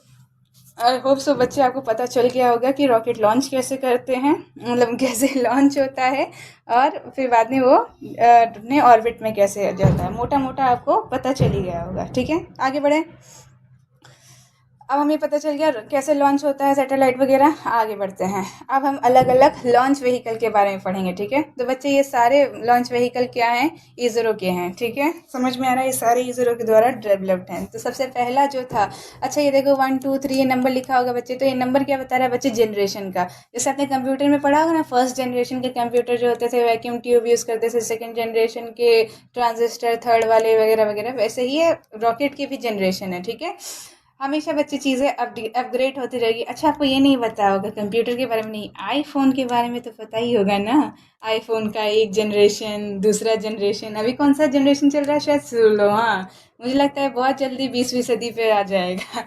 चलो ठीक है, अब देखो क्या है, फर्स्ट जनरेशन का जो लॉन्च व्हीकल था बच्चे, उसका नाम क्या है बच्चे, SLV, मतलब सैटेलाइट लॉन्च व्हीकल। ठीक है, ये क्या है, इंडियाज फर्स्ट एक्सपेरिमेंटल सैटेलाइट। और इसका बच्चे हर एक है ना रॉकेट का अपना अपना कैपेसिटी होता है। जैसे बाइक का एक ही कैपेसिटी है, 2 लोग बैठ सकते हैं, इसमें 4 लोग बिठाओगे तो नहीं बैठ पाएंगे। वैसे रॉकेट का भी बच्चे कैपेसिटी होता है कि कितना वेट वो ले जा सकता है, ठीक है, और कितनी दूर तक जा सकता है। तो जो SLV था बच्चे, ये 40 किलो ही उठा सकता था। सोचो कितना वो था, 40 किलो ही उठा सकता था। 40 किलो की तो आजकल सैटेलाइट भी नहीं होती, ठीक है, 40 किलो ही उठा सकता था। और ये सिर्फ और सिर्फ लियो तक जाता था, मतलब लोअर अर्थ ऑर्बिट तक ही जाता। ठीक है, इसको कब डेवलप किया गया था बच्चे, 1980, वेरी इंपॉर्टेंट साल। इसको साल को तो याद ही करना है बच्चे। मुझे कैसे याद है साल, क्योंकि ये जो जब SLV बना था ना, तो इसने सबसे पहले अपना कौन सा रॉकेट लॉन्च, कौन सा सैटेलाइट लॉन्च किया था बच्चे, रोहिणी RS-1। ठीक है, रोहिणी सैटेलाइट लॉन्च किया था। तो रोहिणी, ये जो 8 है, 8 को मैं आर से एकदम ये कर लेती हूँ क्या, 8 मतलब आर और ओ मतलब 80। ठीक है, तो 1980 याद रहेगा बच्चे। रोहिणी बहुत इंपॉर्टेंट क्वेश्चन है, बहुत बार पूछता है कि ये बताओ कि फर्स्ट इंडिया ने कौन सा सैटेलाइट लॉन्च किया था, कौन से साल में लॉन्च किया था, कहाँ गया था, और कौन से लॉन्च व्हीकल से किया था। तो पहले 1980 में रोहिणी सैटेलाइट लॉन्च की गई थी, जो कि लोअर अर्थ ऑर्बिट में गई थी और SLV द्वारा लॉन्च की गई थी। बात समझ में आती है। इसके पहले क्या था बच्चे, इसके पहले जो भी भारत जो था अपनी स्पेस मिशन जो है ना, वो रशिया के सहायता से लॉन्च करता था। ठीक है, रशिया में अपनी सैटेलाइट भेजता था। तो रशिया के पास अपना जो भी लॉन्च व्हीकल, जैसे सोयूज और रोस्कोसमोस ऐसे करके जो भी व्हीकल उसके पास रहते थे लॉन्च व्हीकल, उससे लॉन्च करता था। लेकिन फर्स्ट टाइम 1980 में SLV बना, और तभी हमारे यहाँ श्रीहरिकोटा भी बना। और सबसे पहला कौन सा लॉन्च हुआ बच्चे, रोहिणी। रोहिणी फर्स्ट सैटेलाइट थी जो कि क्या, भारत से लॉन्च हुई थी। बच्चे ये बहुत इंपॉर्टेंट क्वेश्चन याद रहेगा, ठीक है। अगले जनरेशन में बढ़ता है, ये इतना इंपॉर्टेंट नहीं है, पर फिर भी फर्स्ट और सेकंड पढ़ाना था तो मैंने लिख दिया। ठीक है, ASLV, augmented satellite launch vehicle. ठीक है, इसका पेलोड वगैरह इतना याद रखने की ज़रूरत नहीं है। ऑब्वियस सी बात है, ये लोअर अर्थ में ही जाएगा, क्योंकि इतने अभी भी इसकी कैपेसिटी नहीं हुई है। जैसे जैसे जनरेशन आगे बढ़ेगा वैसे वैसे उसकी कैपेसिटी इंप्रूव होगी ना। अब आता है थर्ड जनरेशन, और द मोस्ट डिमांडेड सेलिब्रेटेड अपना रॉकेट आ जाता है, दैट इज PSLV। ठीक है, दिल के करीब है, पोलर सैटेलाइट लॉन्च व्हीकल। इसका भी ईयर बच्चे बहुत इंपॉर्टेंट है, 1994। ये तो मुझे ऐसे ही याद है, आप कैसे याद रखोगे बच्चे, PSLV 1994। फोर पोल, पोल फोर, ऐसे करके कुछ राइमिंग हो रहा है, तो ऐसे याद याद सकते हो, पोलर 94। ठीक है, तो PSLV 1994 में लॉन्च हुआ था। ठीक है, याद रहेगा। अच्छा, इसकी कैपेसिटी देखो, 1860 इसकी कैपेसिटी है, बहुत बढ़ गई थी। ठीक है, आगे ये क्या करता है बच्चे, सॉलिड फ्यूल लेकर जाता था। ठीक है, तो अभी तो PSLV और ज़्यादा अपग्रेड हो गया है, तो शायद इसमें लिक्विड फ्यूल भी अभी लोग टेस्ट कर रहे हैं, डाल भी सकते हैं। तो पहले जब एकदम पहले पहले में जब लॉन्च हुआ था, तो कौन सा बच्चे, सॉलिड फ्यूल लेकर। सॉलिड फ्यूल मतलब कौन सा, बूस्टर वाला प्री मिक्स। उसमें क्या होता था बच्चे, ऑक्सीडेंट और फ्यूल दोनों ही मिक्स करके डालते हैं। ठीक है, कहाँ तक जाने की इसकी कैपेसिटी थी बच्चे, तो ये क्या हो जाता था, SSS में मैंने आपको पहले बताया था, ये सन सिंक्रोनस में भेजने के लिए भी पोलर, जहाँ पर भी नहीं है पोलर मतलब आलू जैसा ही है, जो भी सब्जी खत्म है उसकी जगह आलू डाल दो। तो ये बच्चे क्या सन सिंक्रोनस ऑर्बिट में भी ट्रांसफ़र करने के लिए, GTO में मतलब जियो ट्रांसफ़र ऑर्बिट करने के लिए भी पोलर चल जाता था।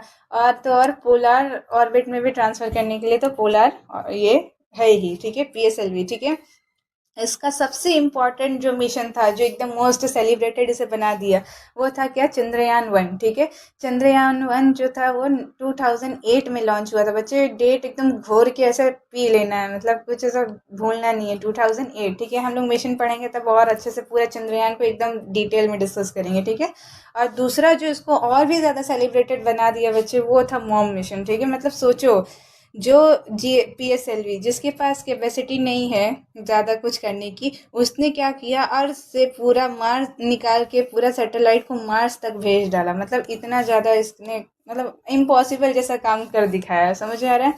उसमें देखोगे ना आप, तो ऐसे GSLV की ज़रूरत थी, लेकिन GSLV उनका फेल कर दिया था, या तो उनके पास इतने क्या, अपनी इसरो के पास फंड नहीं रहते हमेशा, तो फंड नहीं थे, तो क्या किया, PSLV पे ही बिठाकर अपनी रॉकेट को लॉन्च कर दिया। ठीक है, तो उसमें से सबसे इम्पोर्टेंट क्या याद रखना है बच्चे आपको कि चंद्रयान 1 और मॉम मिशन, मॉम मतलब मार्स ऑर्बिटर मिशन, मंगलयान, दोनों को ही हमने क्या पीएसएलवी से लॉन्च किया था। ठीक है, चंद्रयान कब लॉन्च हुआ था बच्चे 2008 में, और मॉम मिशन कब लॉन्च हुआ था 2013 में। ठीक है, याद रहेगा। आगे हम और डिस्कस करेंगे इन दोनों मिशन के बारे में एकदम बढ़िया से। ये कितने कौन से जनरेशन का है बच्चे, तो थर्ड जनरेशन का, याद रहेगा। चलो फोर्थ जनरेशन पे आते हैं बच्चे, तो जीएसएलवी, ये पीएसएलवी का बड़ा भाई समझ लो। ठीक है, जीएसएलवी जियो सिंक्रोनस तक जाता है, बहुत भारी दिखाई देता है। मान लो पीएसएलवी एकदम ऐसा पतला, इतना चुकी सी एकदम पतलू सा दिखाई, तो जीएसएलवी ये मोटू। ठीक है, इतना तो इसके यहाँ पर बूस्टर ही लगे रहते हैं। आप क्या करना है, फोटो देखना है। ठीक है, मैं फोटो यहाँ ले आती, लेकिन उस पर कॉपीराइट इशू पड़ रहा था। देखो यहाँ पर क्या हो रहा है, एकदम ये ताजमहल ताजमहल नहीं, वो बस महल नहीं बनाते। ठीक है, आप देखना इन दोनों का, देखना ये एकदम पतला दिखेगा, एकदम मोटू दिखेगा जीएसएलवी। ठीक है, इसका इतना मोटू नाम भी है कैसे, GSLV Mark 2। ठीक है, तो इसका क्या नाम है बच्चे, geosynchronous satellite launch vehicle Mark 2। ठीक है, ये कितना कैपेसिटी उठा सकता है बच्चे, तो 22। तो क्या ये याद रखना है बच्चे, हाँ याद रखना है, इसका भी याद रखना है, ये 1860 उठा सकता है। ठीक है, तो कुछ ट्रिक लगा लो इसमें, और इसमें तो इसमें मैं आपको बता देती हूँ, ये Mark 2 है तो 22 है। ठीक है, तो अब जीएसएलवी कितना उठा सकता है, 22 kgs। ठीक है, कहाँ तक जाएगा, ऑब्वियसली बात है, जियो है तो जियो सिंक्रोनस ऑर्बिट तक जाएगा। 3 स्टेज है, 3 स्टेज मतलब बूस्टर होगा, सेकंड स्टेज होगा, थर्ड स्टेज आपका रॉकेट ये सैटेलाइट होगी। ऑल टाइप ऑफ फ्यूल इसमें यूज होता है। ठीक है, सॉलिड भी हो सकता है, सॉलिड लिक्विड भी हो सकता है, क्रायोजेनिक भी हो सकता है। फिफ्थ जनरेशन की बात करते हैं बच्चे, अभी अभी लॉन्च हुआ। अच्छा हाँ, इसका तो ईयर बता, ईयर कैसे है बच्चे, Mark 2, ये 11 दिख रहा है तो 2001, 11 2001, याद रहेगा। अच्छा, फिफ्थ जनरेशन की बात करते हैं, अभी अभी लॉन्च हुआ है, एकदम नया है। ठीक है, ये क्या है, 2014 में लॉन्च हुआ था, LVM। ठीक है, लॉन्च व्हीकल Mark 3। ठीक है, इसी का नाम है बच्चे बाहुबली रॉकेट। क्यों बाहुबली, क्योंकि 4000 kg उठा सकता है। बात समझते हो बच्चे, जस्ट जीएसएलवी का डबल। आपने देखा होगा शिवलिंग उठा लिया था बाहुबली ने, है ना। तो वैसे ही याद रखना बच्चे कि LMV जो है बाहुबली रॉकेट, उसे ऐसे ही नहीं बोलते हैं, 4000 kg का वजन उठा सकता है। ठीक है, कब लॉन्च हुआ था बच्चे, 2014 में। और मजे की बात देखो, 2015 में बाहुबली पिक्चर भी लॉन्च हुई थी। ठीक है, उसी के बाद से क्या हुआ है, इसका नाम बाहुबली डाल दिया लोगों ने। ठीक है, ये कहाँ तक ले जाएगा बच्चे, जियो सिंक्रोनस, कहाँ पर भी ले जाओ इसको। ठीक है, ये सबसे इसका सेलिब्रेटेड कौन सा मिशन है बच्चे, चंद्रयान 3। ये चंद्रयान 3 को लेकर गया था कब, 2023 में। देखो चंद्रयान 3 2023, याद रहेगा। ये भी 3 स्टेज का। अब देखो बच्चे, जैसे आगे आगे चलते जाएंगे तो पुरानी वाली क्वालिटीज उसमें रहेगी रहेगी, बस अपग्रेड होता रहेगा। तो 3 स्टेज ये भी है, ऑल टाइप ऑफ फ्यूल ये क्या करता है, संभाल लेता है। ठीक है, याद रहेगा बच्चे। 2024 में, अरे 2014 में क्या, LMV। ठीक है, कैसे याद रखोगे, देखो V दिख रहा है, 4 दिख रहा है, तो LMV 2014 में। सिक्स्थ जनरेशन जो है बच्चे, वो SSLV, ये अभी अभी बन रहा है। ठीक है, अभी लाया नहीं है। तो SSLV मैंने आपको पहले भी बताया था, क्या है बच्चे, स्मॉल स्केल मतलब स्मॉल सैटेलाइट लॉन्च व्हीकल। क्या यूज करता है बच्चे, वही लियो में जाने के लिए। इसका पेलोड कैपेसिटी क्या है बच्चे, 500। अच्छा, हमने इसका क्यों नीड है बच्चे, तो हमें क्या है कि हमें है ना, बहुत सारी आजकल सैटेलाइट की ज़रूरत पड़ती है। क्योंकि क्या होता है बच्चे, एक सैटेलाइट अगले, जैसे मान लो मैंने इसमें डाल दिया स्पेस में, क्या होता है बच्चे, बहुत सारी पुरानी पुरानी सैटेलाइट होती है जो काम करना बंद कर देती है, या फिर उनके ऊपर कोई ना कोई चीज़ लगने से उनके टुकड़े टुकड़े हो जाते हैं।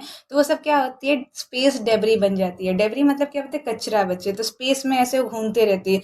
आपको पता है सैटेलाइट में क्या होता है, एक भी अगर सुई के भी बराबर कुछ ऐसा लग गया, तो अगर वो रिपेयरेबल सैटेलाइट है तो वह ठीक है, लेकिन अगर अनरिपेयरेबल है तो वो भी क्या होता है, फट जाती है, तो और कचरा हो जाता है। समझ आ रहा है। तो ऐसे ही हर एक टाइम पे क्या होता है, कुछ टाइम के बाद सैटेलाइट क्या होती है, वीक पड़ते जाती है और फिर ख़राब हो जाती है। तो हमें अलग अलग सैटेलाइट लॉन्च करनी पड़ती है। ठीक है, तो जल्दी से सैटेलाइट लॉन्च करने के लिए, और आपको पता है इसरो जो है वो सैटेलाइट लॉन्च करने में बहुत प्रो है। ठीक है, तो जल्दी जल्दी सैटेलाइट लॉन्च करने के लिए, वैसा तो है नहीं ना कि हम एक रॉकेट ही बनाते रहें 1-2 साल तक। तो फटाफट बन जाए वैसा रॉकेट के लिए हम क्या किए, और एकदम, और ज़्यादातर हमें यहीं लो ऑर्बिट में ही डालना रहता है। छोटी छोटी सैटेलाइट्स रहती हैं, बड़ी बड़ी के लिए बड़ा यूज़ करेंगे। तो उसको कब कितने देर में बन जाता है बच्चे, 72 आवर्स में ये जो स्मॉल स्केल सैटेलाइट है लॉन्च व्हीकल, ये रेडी हो जाती है। कब तक में, 72 आवर्स में। तो ये बहुत इंपॉर्टेंट, इसके ऊपर भी काम चल रहा है। ठीक है, चलो अगला देखो, ये अभी आने वाले हैं ये सब, ठीक है। ये क्या है, HRLV, ह्यूमन रिलेट रिटार्डेड लिखा है, ये रिलेटेड है, ठीक है। ह्यूमन रेटेड, रेटेड लिखना था, रिटार्डेड लिख दिया, रेटेड। स्पेलिंग देखो, रेटेड, ठीक है, रेटेड लॉन्च व्हीकल। अब ये क्यों बच्चे, तो आपको पता होगा कि अभी गगनयान मिशन, ठीक है, गगनयान मतलब अब क्या हो रहा है, लोग तो सैटेलाइट तो भेज दिया, अब सैटेलाइट के अंदर लोगों को भी तो भेजेंगे ना, तो लोगों को भेजने के लिए भी मतलब जो सूटेबल रॉकेट हो वो वाला रॉकेट बना रहे हैं, ठीक है, human human rated launch vehicle, ये आगे बनेगा, ठीक है। रीयूजेबल लॉन्च व्हीकल, ठीक है, ये बन चुका है। तो हमारे यहाँ पर रीयूजेबल मतलब क्या होता है बच्चे, स्पेस में बहुत सारी डेब्री हो जाती है ना, मान लो ये जो बूस्टर वाले जो पार्ट अलग होते हैं वो क्या होते हैं, स्पेस में तो घूमते रहते हैं, तो वो स्पेस डेब्री कम करने के लिए आप लोगों को थोड़ा दिमाग आया, वो लोग क्या कर रहे हैं, रीयूजेबल लॉन्च व्हीकल बना रहे हैं। मतलब क्या हो कि वो जो बूस्टर वाले पार्ट जो ऊपर से गए हैं उसको वापस से हम क्या करें, नीचे ले आए, ठीक है, अर्थ पे, और उसको वापस यूज़ करें, इससे क्या होगा, खर्चा भी कम होगा और स्पेस में डेब्री भी कम होगी। तो उन्हीं में हमने दो दो रॉकेट बनाए हैं बच्चे। एक नाम है पुष्पक, ठीक है, आपको पुष्पक विमान पता होगा, है ना, ये रावण का था, ठीक है, ये अपनी मन की गति से चलता था ऐसा, ठीक है। तो ये क्या होता था, कहीं पर भी जाता था, वैसे ही पुष्पक विमान, अरे पुष्पक विमान, पुष्पक रॉकेट जो है वो इसरो ने बनाया है। ये क्या है बच्चे, रीयूजेबल है, ठीक है, रीयूजेबल लॉन्च व्हीकल है। दूसरा कौन सा है बच्चे, रूमी वन, ठीक है, रूमी वन, ये किसने बनाया है बच्चे, ये स्पेस जोन है। स्पेस जोन हमारे यहाँ की क्या है, प्राइवेट कंपनी। अच्छा, आपको पता है क्या होता था पहले के टाइम पे, जब आज़ादी मिली थी, जस्ट जस्ट, तो जैसे एटॉमिक एनर्जी हो गया, एटॉमिक सेक्टर, रेलवे सेक्टर और स्पेस सेक्टर, ये सब क्या किया था बच्चे, गवर्नमेंट के अंदर ही रखा था, मतलब इसमें प्राइवेट लोग नहीं आ सकते थे, ये काफ़ी हाई फाई सेक्टर्स थे, तो इनको क्या किया गया था, गवर्नमेंट के कंट्रोल में रखा गया था। लेकिन अब इतने सालों के बाद भी जब इसमें कुछ भी नहीं हो पाया, रेलवे की हालत तो आप देख ही रहे हो कैसी होगी, तो इन्होंने क्या किया, फिर गवर्नमेंट ने इसको थोड़ा सा प्राइवेट सेक्टर्स को देना चालू किया, ठीक है। तो अब स्पेस में भी, स्पेस सेक्टर को भी थोड़ा प्राइवेटाइज किया गया है, तो इसी में से एक प्राइवेट कंपनी क्या है, स्पेस जोन। आगे हम लोग बहुत सारे स्पेस मतलब पढ़ेंगे प्राइवेट कंपनीज के बारे में, उन्होंने क्या क्या किया है, ठीक है। तो स्पेस जोन ने क्या किया बच्चे, रूमी वन बनाया। रूमी वन के बारे में खास बात याद रखना बच्चे की, क्या है ये, वर्ल्ड का फर्स्ट रीयूजेबल रीयूजेबल सैटेलाइट, अरे सैटेलाइट बोल रही हूँ, लॉन्च व्हीकल है, ठीक है। चलो याद रहेगा, आगे बढ़ते हैं। पुष्पक के बारे में याद रहेगा, ये दोनों याद रखना है, ये ऐसे पूछेगा कौन सा रीयूजेबल लॉन्च व्हीकल है, तो रूमी वन और पुष्पक, ठीक है। रूमी वन किसने बनाया बच्चे, स्पेस जोन ने बनाया, और पुष्पक जो है वो किसने बनाया, इसरो ने बनाया, याद रहेगा। आगे देखो, अगला क्या है, स्क्रैम जेट इंजन। ये वैसे यहाँ पर नहीं काम आता है, ये डीआरडीओ के बहुत काम है, ठीक है, फिर भी मैंने ऐसे लिख दिया है। स्क्रैम जेट इंजन क्या होता है बच्चे, एयर ब्रीदिंग इंजन होता है, जो कि हाइपरसोनिक फ्लाइट के लिए, मतलब मिसाइल्स वगैरह में यूज़ करते हैं, यहाँ पर ये मत पढ़ो, इसको मैं आगे डीआरडीओ में बताऊंगी, ठीक है। मिसाइल्स जो लॉन्च होती है ना, उनमें क्या होता है, थोड़ा सा अच्छा इंजन चाहिए रहता है, ताकि वो दूर तक मिसाइल्स को ले जाया जा सके, हाइपरसोनिक जो होती हैं। आगे पढ़ेंगे इसको डीआरडीओ में, ठीक है। चलो इतना क्लियर है, सब क्लियर है ये 6 जनरेशन का, ठीक है। चलो थोड़ा अब अपने आप का क्या करो, थोड़ा सा पॉज करो वीडियो और अपने आप को से याद करो, SLV जो था वो कौन से जनरेशन का था, PSLV कब लॉन्च हुआ था, ठीक है, ये सब याद करो। चलो पॉज करके कर लिया। चलो अब आगे बढ़ते हैं, ठीक है। आगे बढ़ते हैं, अब हम डिफरेंट स्पेस एजेंसी के बारे में पढ़ेंगे, ठीक है। हमने ये तो पढ़ लिया कि कहाँ कहाँ लॉन्च होती है सैटेलाइट, कैसे लॉन्च होती है, कौन से व्हीकल है। अब हम पढ़ेंगे बच्चे कि लॉन्च करने वाले कौन है, ठीक है। ऐसे कुछ तो एजेंसीज होंगी ना, मतलब कुछ तो ऐसे ऑर्गेनाइजेशन होंगी जो ये सब काम करती हैं, तो वो सब कौन है, कहाँ उनका हेडक्वार्टर है, कहाँ पर वो लोकेटेड है, और कब वो बनी थी, ये 3 बहुत इंपॉर्टेंट क्वेश्चन बनते हैं, उसके बारे में हम डिस्कस करेंगे। तो देखो बच्चे, मैंने क्या किया है, एकदम लाइन वाइज, एकदम ईयर वाइज आपको अरेंज करके दे दिया है। बच्चे मैंने बहुत जगह सर्च किया था, जब मैं पढ़ती थी मुझे कभी भी ऐसे नहीं मिलता था, कभी ये इनको स्पार मिल गया, तो कभी सैग मिल जाता था, तो कभी इसके बारे में कोई बता देता था, कभी इसरो के बारे में, तो कुछ ऐसा था ही नहीं। तो मैंने सोचा था कि जब मैं कर लूँगी अपना अच्छे से नोट्स वगैरह, मतलब ठीक है जब पढ़, तब उसके बाद मैं पढ़ाऊँगी, और उसके बाद मैं सब एकदम प्रॉपरली यहाँ प्रोवाइड करूँगी, ठीक है। कुछ ही एक आध दो को देखा था मैंने जो थोड़े बहुत डालते थे, वो भी पूरे नहीं डालते थे, ठीक है। तो यहाँ पर आपको क्या है, पूरे पूरे कंपाइलेशन मिल रहा है, ठीक है। चलो थोड़ी मेहनत लगी है, तो आप क्या करो, इसका एकदम बढ़िया से फ़ायदा उठाना और एकदम बढ़िया से क्वेश्चंस करना और एग्ज़ाम में अच्छे से करके आना, ठीक है।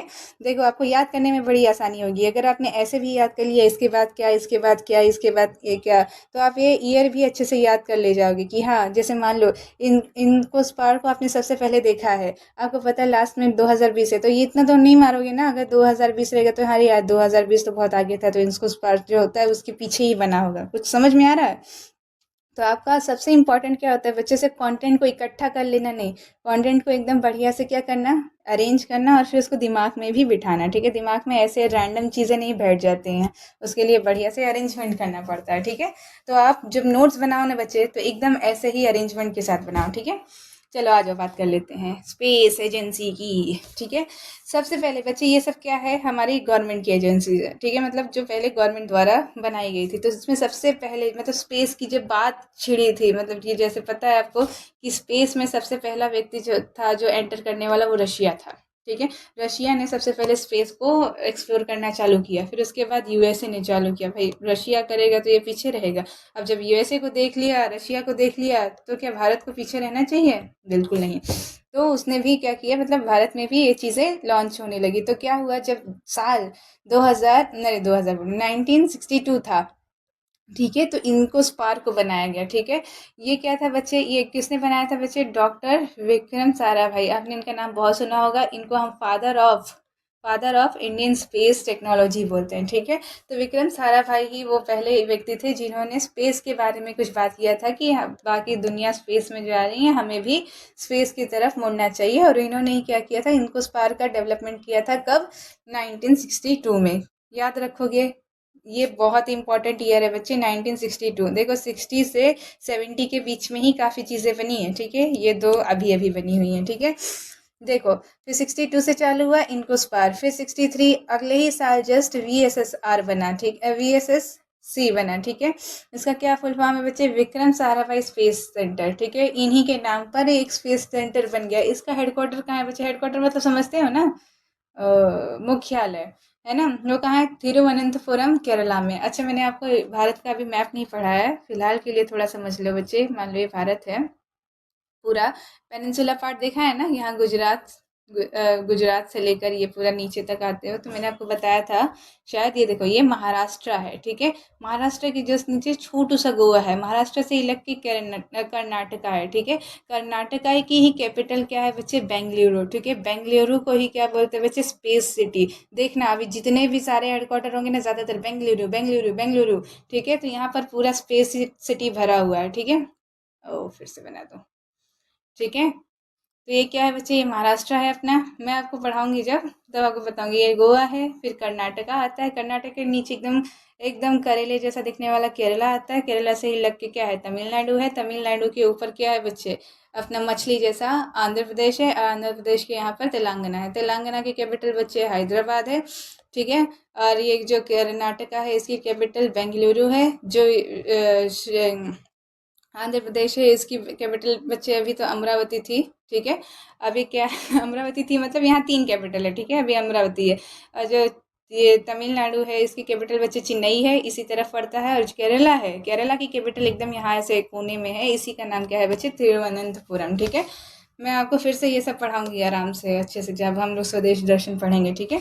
अभी के लिए फिलहाल समझ में आया ना कि केरला कहाँ पर है। और हाँ, यहीं पर देख लो, ये जो आपका आंध्र प्रदेश है ना, यहीं पर आपका श्रीहरिकोटा है जहाँ पर लॉन्चिंग पैड है, ठीक है। मतलब यहाँ से ही सब लॉन्च हुआ जाता है। मतलब यहाँ पर देखो, बेंगलुरु जो है ना, बेंगलुरु में सब सैटेलाइट वगैरह सब बनाते हैं, फिर उसको ले आते हैं यहाँ श्रीहरिकोटा में लॉन्च करते हैं। बात समझ में आ रही है? तो आप देखो विक्रम साराभाई स्पेस सेंटर कहाँ पर है बच्चे? तिरुवनंतपुरम केरला में, ठीक है। यहाँ क्या होता है बच्चे? Manufacturer of launch vehicle. यहीं पर बहुत सारे रॉकेट वगैरह सब बनते हैं, ठीक है। याद रहेगा आपको। वेरी इंपॉर्टेंट क्वेश्चन बच्चे। बच्चे यहाँ पर जो भी लिख दिया है वो सब इंपॉर्टेंट है। समझ में आ रहा है? ऐसे ऐसे क्वेश्चन बनेंगे कि ये बताओ लॉन्च व्हीकल कहाँ मैन्युफैक्चर होते हैं? तो वो VSSC, that is Vikram Sarabhai space centre. कहाँ पर है वो? तिरुवनंतपुरम केरला में, ठीक है। कब बना था? 1963। कैसे याद रखोगे? तो 3, ठीक है, 1963। वैसे आपको यहाँ पर ऐसे लाइन से याद ही होना चाहिए। 62 में इनको स्पार, ठीक है। 63 में VSSC। ठीक है। अब सबसे इम्पोर्टेंट जो अपने यहाँ की हेड है, क्या, इसरो, कब बनी थी बच्चे, 1969 में। यहाँ पर आप लिख लेना, इसका डेट भी बहुत इंपॉर्टेंट है और आपको आसानी से याद हो जाएगा। क्या है डेट इसका, 15 अगस्त, जब आज़ादी मिली थी। ठीक है। उसी डेट को ले लिया और 1969 में इसकी स्थापना हो गई। ठीक है। तो इसरो डे कब बनाते हैं बच्चे, मतलब इसरो की स्थापना डे कब, 15 अगस्त 1969। कैसे याद रखोगे बच्चे, सिक्स, सिक्स का उल्टा 9। ठीक है, 1969। वैसे भी याद रहना चाहिए, मुझे ऐसे ही याद है इसरो के बारे में। ठीक है, इसरो मेरी सबसे इम्पोर्टेंट है बच्चे। मतलब मेरे लिए मेरी जान जैसे है। मुझे इसमें जाना था। मुझे ऐसे इसकी बिल्डिंग के खड़े बाहर खड़े रहने के लिए भी मिल जाए तभी मुझे चलेगा। ठीक है, छोड़ो, जाने तो कोई बात नहीं, ट्राई करेंगे इसमें जाने का, अभी टाइम है। ठीक है। चलो, इसका फुल फॉर्म क्या है, इंडियन स्पेस रिसर्च ऑर्गेनाइजेशन। इसका हेडक्वार्टर कहाँ है बच्चे, बेंगलुरु। बेंगलुरु कहाँ की कैपिटल बच्चे, कर्नाटका की। ठीक है, अगर आपके पास इंडियन मैप है तो थोड़ा इंडियन मैप में देखना। ठीक है, बेंगलुरु, इसको ही बोलते हैं बच्चे क्या, स्पेस सिटी। पूरे स्पेस, मतलब यहाँ आपको पता होगा साउथ में बहुत एकदम इंटेलिजेंट लोग होते हैं, स्पेस और पढ़ाई की ज़्यादा बात होती है वहाँ पर। तो वहाँ पर एक IITs मिलेंगी या फिर आपको स्पेस सिटीज़ मिलेंगी। ठीक है, तो बेंगलुरु को क्या बोलते हैं बच्चे, स्पेस सिटी। अच्छा, यहाँ पर क्या है, इंडियन, हाँ, फर्स्ट इसके CM, CM मतलब होता है चेयरमैन। ठीक है, चीफ मिनिस्टर मत समझना, CM मतलब चेयरमैन। तो इसके फर्स्ट चेयरमैन कौन थे बच्चे, विक्रम साराभाई। ठीक है, याद रहेगा। चलो आगे आते हैं। आगे चल के हम लोग और बाकी सारे चेयरमैन के बारे में डिस्कस करेंगे और कब किसके टाइम पे क्या मिशन हुए थे वो भी। ठीक है, याद रहेगा। फर्स्ट चेयरमैन कौन है, विक्रम साराभाई। विक्रम साराभाई हमारे क्या है, फादर ऑफ स्पेस टेक्नोलॉजी। ठीक है, आगे बढ़ते हुए बच्चे, अब क्या है, 1971 में, जस्ट इसके 2 साल बाद, SDS मतलब सतीश धवन स्पेस सेंटर। अच्छा, साराभाई के बाद जो दूसरे हमारे चेयरमैन बने वो कौन थे बच्चे, सतीश धवन। ठीक है, तो सतीश धवन स्पेस सेंटर का जो हेडक्वार्टर है वो कहाँ है, श्रीहरिकोटा, आंध्र प्रदेश। मैंने आपको बताया था ये अपना कर्नाटका है, करेले जैसा केरला। और ये क्या है, चेन्नई, मतलब चेन्नई किसकी कैपिटल है बच्चे, तमिलनाडु की। फिर यहाँ पर क्या है, फिश जैसा दिखने वाला आंध्र प्रदेश है। आंध्र प्रदेश के यहाँ पर ही बच्चे क्या है, श्रीहरिकोटा, एक ऐसा द्वीप है, यहीं पर लॉन्चिंग पैड है। और यहीं पर क्या है बच्चे, सतीश धवन स्पेस सेंटर। ठीक है, यहाँ पर क्या होता है बच्चे, AP का मतलब समझ रहे हो ना, आंध्र प्रदेश। आंध्र प्रदेश मुझे बहुत पसंद है। ठीक है, यहाँ पर एक हीरो है, उसका नाम AP है। ठीक है, तो मैं आंध्र प्रदेश को AP ही बुलाती हूँ। ठीक है, उसका नाम क्या है, अंजनी पुष्प कुमारम। वैसे बोलता है, माय नेम इज अंजनी पुष्प कुमारम, कॉल मी AP। ठीक है, I am from Andhra Pradesh. ठीक है, चलो, तो यहाँ पर क्या होता है, श्रीहरिकोटा में integration and launching of satellites. Integration मतलब क्या, सैटेलाइट बनाते हैं। ये सतीश धवन स्पेस सेंटर में सैटेलाइट बनाए। अच्छा, ये बताओ, रॉकेट कहाँ बनाया जाता है, जल्दी याद करो। हाँ, विक्रम साराभाई स्पेस सेंटर में, कहाँ है, केरला में। और सैटेलाइट कहाँ बनाई जाती है बच्चे, सतीश धवन स्पेस सेंटर में, कहाँ है, श्रीहरिकोटा में। यहीं पर क्या है, इंटीग्रेशन होता है और लॉन्च ऑफ सैटेलाइट, पता है ना, सैटेलाइट बनाते हैं और उसके बाद वहीं पर वो 2 तल्ले का एक ये रहता है, यहाँ पर रॉकेट खड़ा रहता है, रॉकेट को इंटीग्रेट करते हैं, सैटेलाइट को भरते हैं और यहीं से लॉन्च करते हैं। समझ में आ रहा है। अगला देखो, ये कब बना था बच्चे, 1971 में। ठीक है, कैसे याद रखोगे, वन वन मतलब इंटीग्रेशन। इंटीग्रेशन कहाँ है, सतीश धवन में। ठीक है, थोड़ा बहुत ऐसे कोई ट्रिक बिठा लो। ठीक है, आगे अगले ही साल क्या बना था, URSC। ठीक है, UR राव, उडुपी R राव रंजन, ऐसे क्वेश्चन का नाम है। ठीक है, UR राव सैटेलाइट सेंटर। अब ये क्या थे बच्चे, इसरो के थर्ड CM। मीन्स क्या, हर CM मतलब हर चीफ मिनिस्टर के, चीफ मिनिस्टर मैं ही बोल रहा हूँ, हर चेयरमैन के उस पर कोई ना कोई सेंटर बना है। तो हाँ बच्चे, ऐसा नहीं है, 3 ही लोगों के नाम पे बना हुआ है। ठीक है, और बनेगा तो अच्छी ही बात है ना। अलग अलग सेंटर बनेंगे, अलग अलग लोगों को चाहिए, मतलब वहाँ पर लोग जाएंगे और फिर वो अपना सैटेलाइट बनाने का सपना पूरा करेंगे, मेरी तरह, है ना।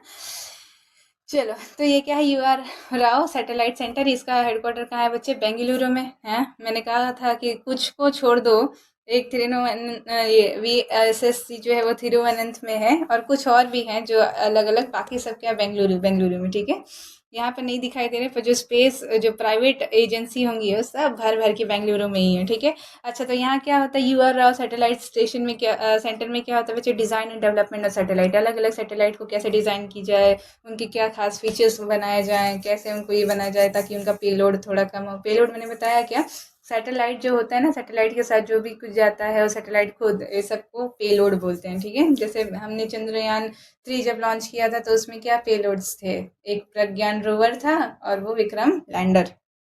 ठीक ठीक। चलो मिशन पढ़ेंगे तो वहाँ और सारा अच्छे से डिस्कस करेंगे, ठीक है।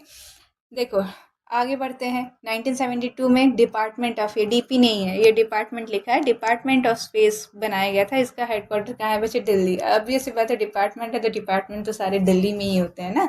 कब बनाया गया था बच्चे? 1972 में, सेम ईयर, ठीक है। चलो आगे बढ़ते हैं। अब इसी 1972 में देखो सैक बनाया गया, स्पेस एप्लीकेशन सेंटर। इसका हेडक्वार्टर कहाँ है बच्चे? अहमदाबाद गुजरात। ये थोड़ा सा हटके हो जाता है क्योंकि ज़्यादातर क्या होते हैं सब साउथ में। अरे बाप रे कैसे बना दी। ज़्यादातर सारे हेडक्वार्टर साउथ में ही पड़ते हैं, बस एक दो ही हेडक्वार्टर है जो यहाँ अहमदाबाद में भी पड़ते हैं, ठीक है। तो अहमदाबाद में कौन सा है बच्चे? स्पेस एप्लीकेशन, सैक, ठीक है। सैक कैसे याद रखोगे? ए और ए, ठीक है। एप्लीकेशन अहमदाबाद, ठीक है।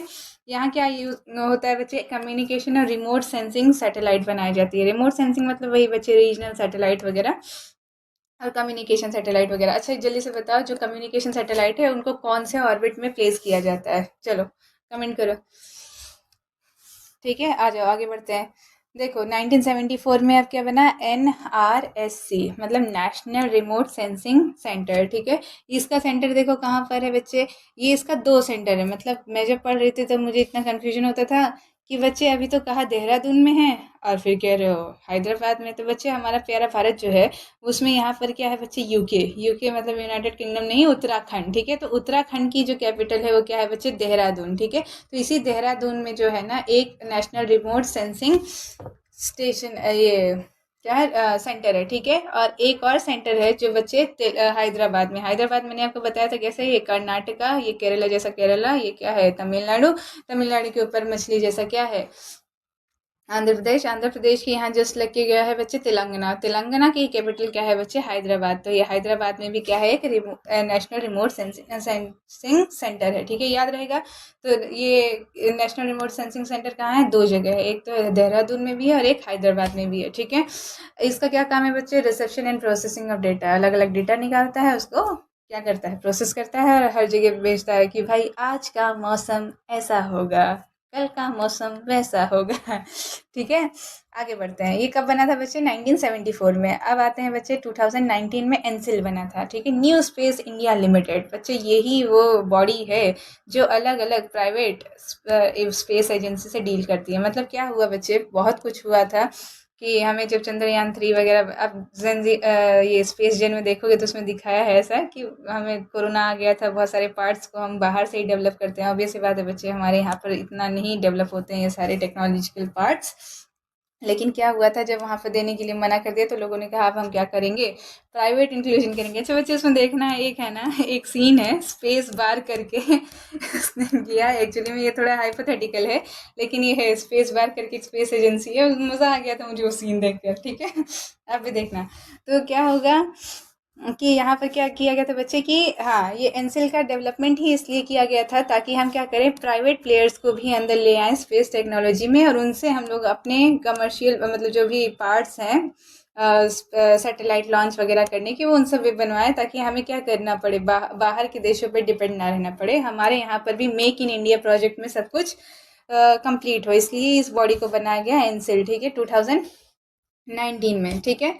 तो ये कहाँ आती है बच्चे? अंडर डिपार्टमेंट ऑफ स्पेस, ठीक है। डिपार्टमेंट ऑफ स्पेस कहाँ है बच्चे? दिल्ली में, ठीक है, इसी के अंडर आती है, ठीक है। इसका क्या नाम है बच्चे? Commercial arm of ISRO. समझ में आ रहा है ना? ये प्राइवेट सेक्टर वाली स्पेस एजेंसी के साथ डील करती है। याद रहेगा, एनसिल 2019, ठीक है। और 2020 में क्या बना बच्चे? In space. ये एकदम रिसेंट ऑर्गेनाइजेशन है बच्चे। इसका हेडक्वार्टर कहाँ है? अहमदाबाद। और एक और कौन सा था जिसका हेडक्वार्टर अहमदाबाद में था? याद करो, ए सैक है ना, एप्लीकेशन, ठीक है।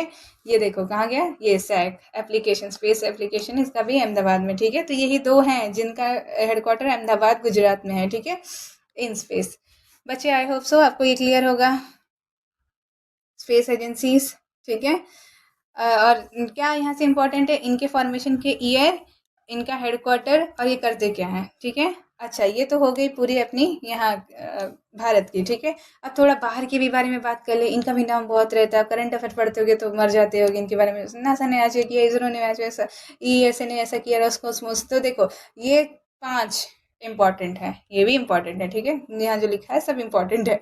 देखो नासा, नासा मैंने हम लोग ने पहले भी इसके साथ डील कर चुके हैं। इसका क्या है, देखो national aeronautical and space administration, पूरा इसका फुल फॉर्म है, कभी कभी पूछ लेता है, ठीक है, क्योंकि बहुत डिमांड में है यार नासा। नासा में क्या है, 60% तो पूरे इंडियन ही साइंटिस्ट हैं। क्यों है, क्योंकि इसरो में उनको इतना अच्छा खासा पैकेज नहीं मिलता। इसरो में जहाँ पर किसी को 1 लाख सैलरी मिलती होगी, नासा बोलता है कितनी मिलती है, तुमको 10 करोड़ देते। ठीक है, गया वो साइंटिस्ट। और वैसे भी यहाँ पर बच्चे कोई अप्रिशिएट नहीं करता, कोई किसी को, छोड़ो जाने दो। आगे देखते हैं। देखो नासा कब बना था बच्चे, 1958 में। हमारे यहाँ सबसे पहले किस कब बात हुई थी बच्चे, 1962 में। क्या बना था बच्चे, इनको स्पार किसने बनाया था बच्चे, डॉक्टर विक्रम साराभाई, ठीक है। अब देखो नासा कब बना था बच्चे, 1958 में, ठीक है।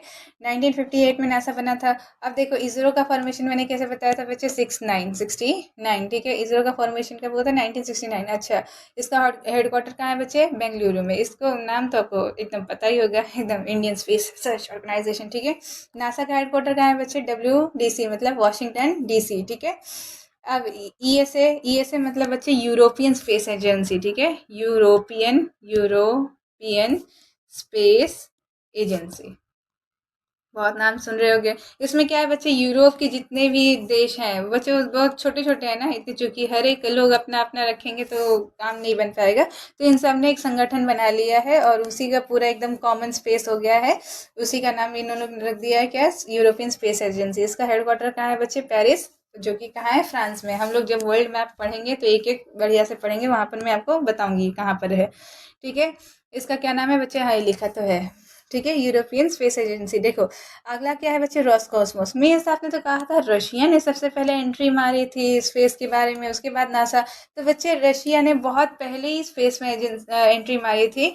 और उसने क्या किया था, अपना एक कोई पर्टिकुलर ऐसा ऑर्गेनाइजेशन नहीं बनाया था, ठीक है। जब सबसे पहले ऑर्गेनाइजेशन जिसने बनाकर काम किया वो यूएसए था, ठीक है। तो जब रशिया ने देखा यार सब लोग अपना ऑर्गेनाइजेशन बना रहे तो मैं ही क्यों पीछे रहूं, तो उसने भी क्या किया, अपना एक नाम दे दिया।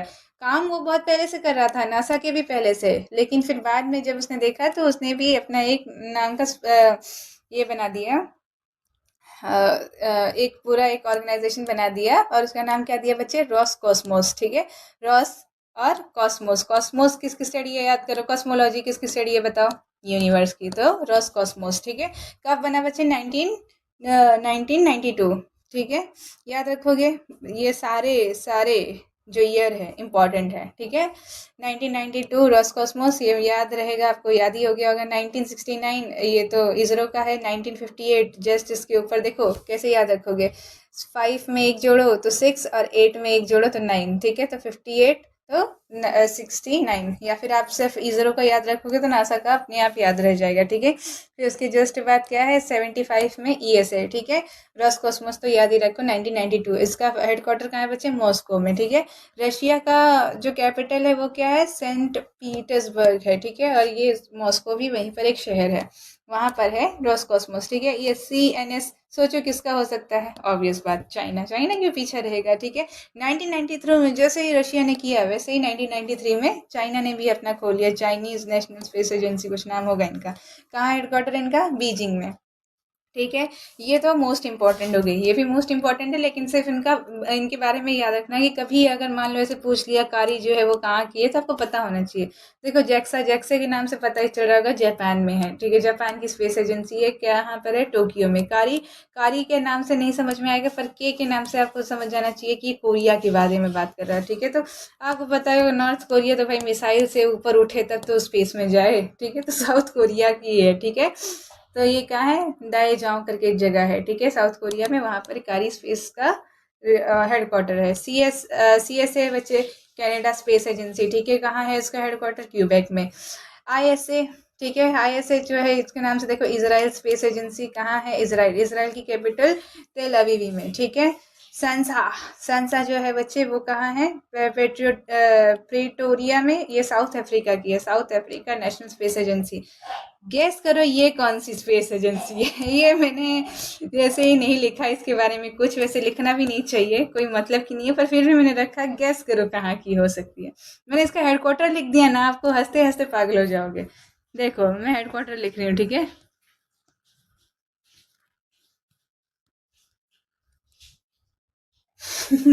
पता चला? ये कराची में है, मतलब समझ रहे हो? इन्होंने भी अपनी क्या एक स्पेस एजेंसी का नाम बना लिया है, और बना भी लिया, मतलब इनको फुर्सत मिल गई क्या? टेररिस्ट, मतलब टेररिज्म से फुर्सत मिल गई जो स्पेस में भी आ गए। छोड़ो, अब क्या कर सकते हैं भाई, किसकी कोई भी किस्मत होती है, क्या कर सकते हैं। ठीक है, चलो इतना इम्पोर्टेंट ये याद रहा।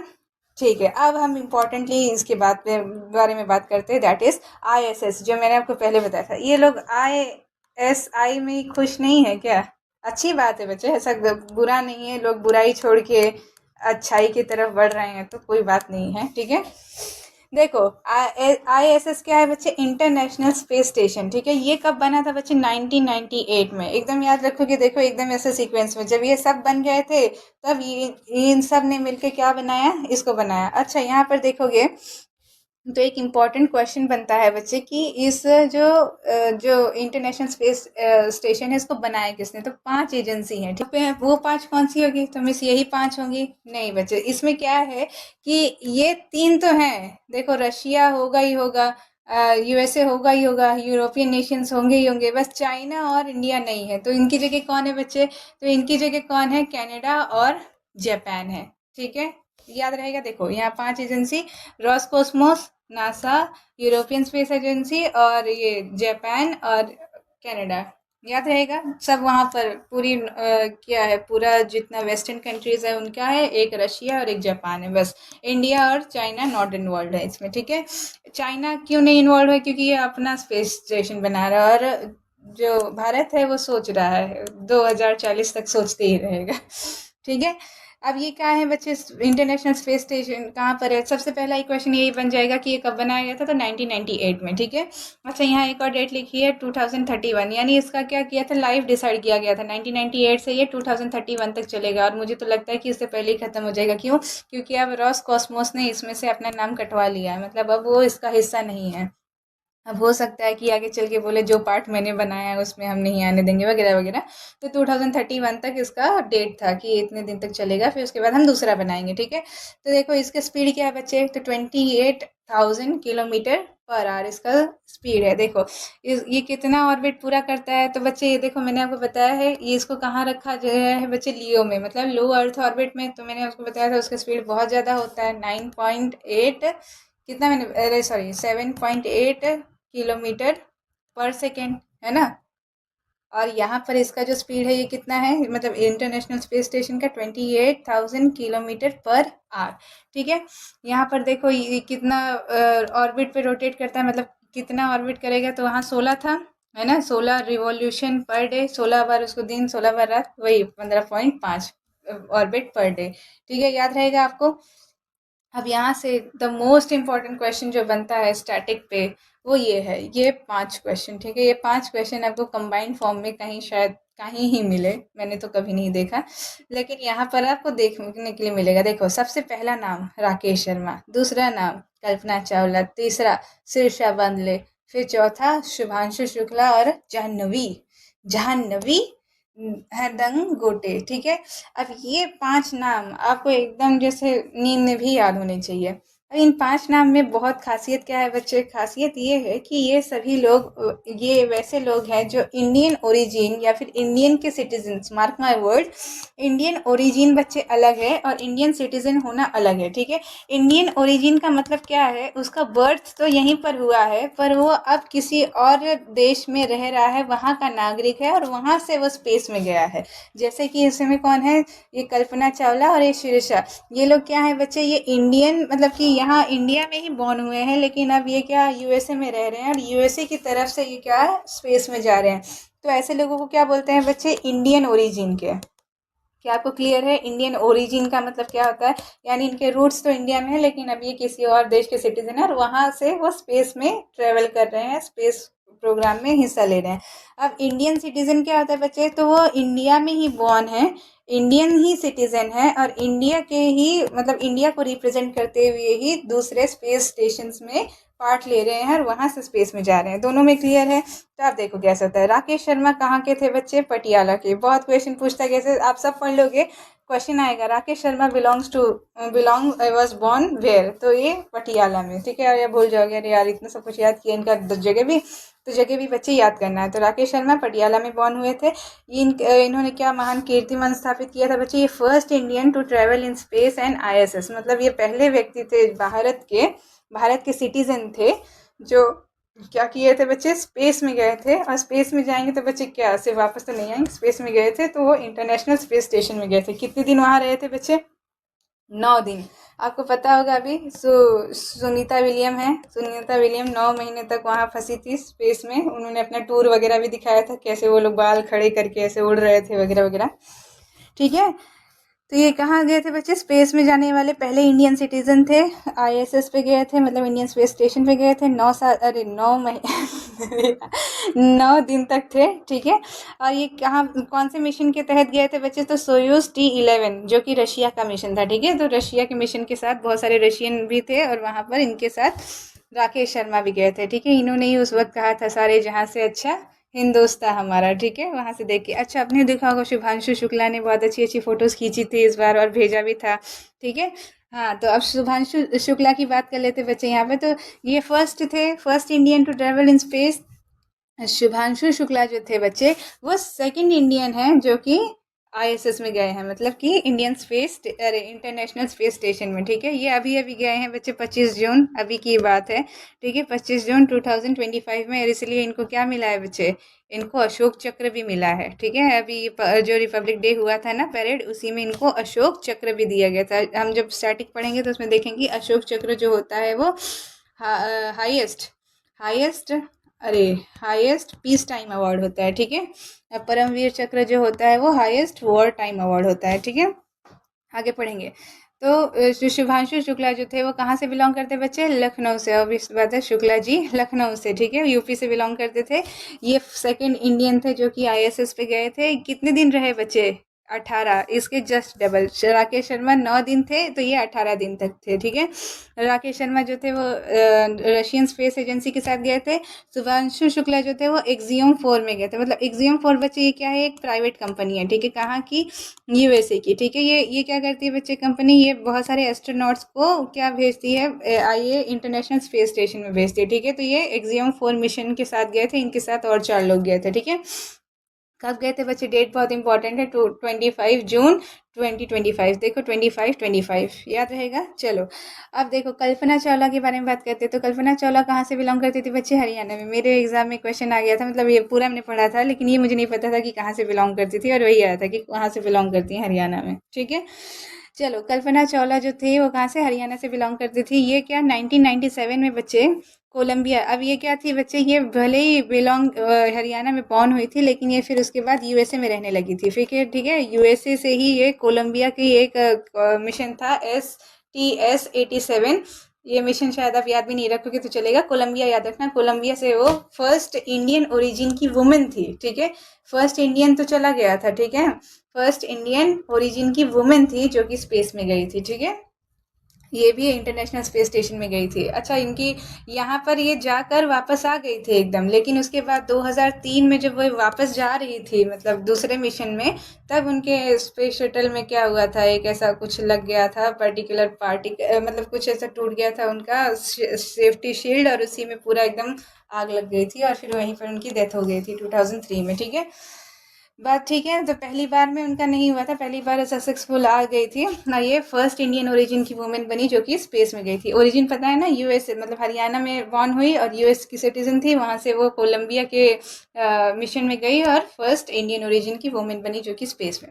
आगे बात करते हैं सिरसा बांदला, ठीक है। ये कहाँ बॉर्न हुई थी बच्चे? AP, कॉल मी AP, मतलब आंध्र प्रदेश में, ठीक है।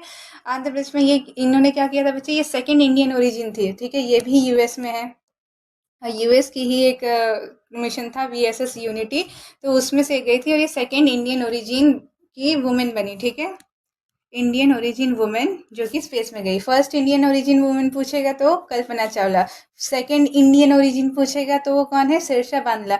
लेकिन फर्स्ट इंडियन सिटीजन वाली वुमेन, मतलब फर्स्ट वुमेन जो कि इंडियन सिटीजन है, तो वो कौन है, जाह्नवी, ठीक है। कौन है बच्चे, जाह्नवी। ये भी कहाँ से बिलोंग करती है बच्चे, एपी से, मतलब आंध्र प्रदेश से, ठीक है। तो ये फर्स्ट इंडियन वुमेन है जो कि स्पेस में ट्रेवल करेंगी। करेंगी क्यों, तो बच्चे अभी इन्हें सिलेक्ट किया गया है, अभी इनका मिशन गया नहीं है, ठीक है। जब जाएगा तब हम इसके बारे में पढ़ेंगे। तो ये सिलेक्ट की गई हैं अभी, तो बोल भी नहीं सकते कि ये बनेंगी कि नहीं, ठीक है। फिर भी आई होप कि बन जाए, जाह्नवी, ठीक है। तो हमने ये पांचों नाम क्लियरली पढ़ लिए। Rakesh Sharma first Indian citizen है जो कि स्पेस में गए हैं, ठीक है। कल्पना चावला फर्स्ट वुमेन है जो इंडियन ओरिजिन की है, स्पेस में गई हैं। शीर्षा बांदला सेकंड इंडियन ओरिजिन की वुमेन जो स्पेस में। शुभांशु शुक्ला सेकंड, सेकंड कौन है, सेकंड इंडियन जो कि इंटरनेशनल स्पेस स्टेशन में गए हैं। जाह्नवी जो कि फर्स्ट इंडियन वुमेन बनेगी जो कि स्पेस में जाएंगे। बच्चे ये बहुत इंपॉर्टेंट है, एकदम बढ़िया से याद रखना, ठीक है। समझ में आ गई बात, आगे बढ़ते हैं बच्चे। अब हम कुछ प्राइवेट स्पेस एजेंसीज के बारे में बात कर लेते हैं और फिर बाद में वाइंड अप करेंगे, ठीक है। आज का लेक्चर थोड़ा कम ही रखते हैं क्योंकि बहुत हैवी हो जाता है, 2-2 घंटे का, ठीक है। देखो अब प्राइवेट स्पेस, अभी तक हम लोग ने किसकी बात की बच्चे, गवर्नमेंट की हो गई, फिर बाहर की भी हो गई, प्राइवेट की भी बात कर लेते हैं, ठीक है। तो प्राइवेट एजेंसी में सबसे पहली एजेंसी जो है बच्चे वो कौन है, स्काई रूट एरोस्पेस, ठीक है। आपको इसमें क्या याद रखना है कि ये इनका हेडक्वार्टर कहाँ पर है और इन्होंने क्या बढ़िया काम किया है, ठीक है। फटाफट आ जाओ। द स्काई रूट जो एरोस्पेस है वो उसका हेडक्वार्टर कहाँ है बच्चे, हैदराबाद में। मैंने आपको बताया था ये मछली जैसा आंध्र प्रदेश, उसके ऊपर तेलंगाना, तेलंगाना का कैपिटल क्या है, हैदराबाद।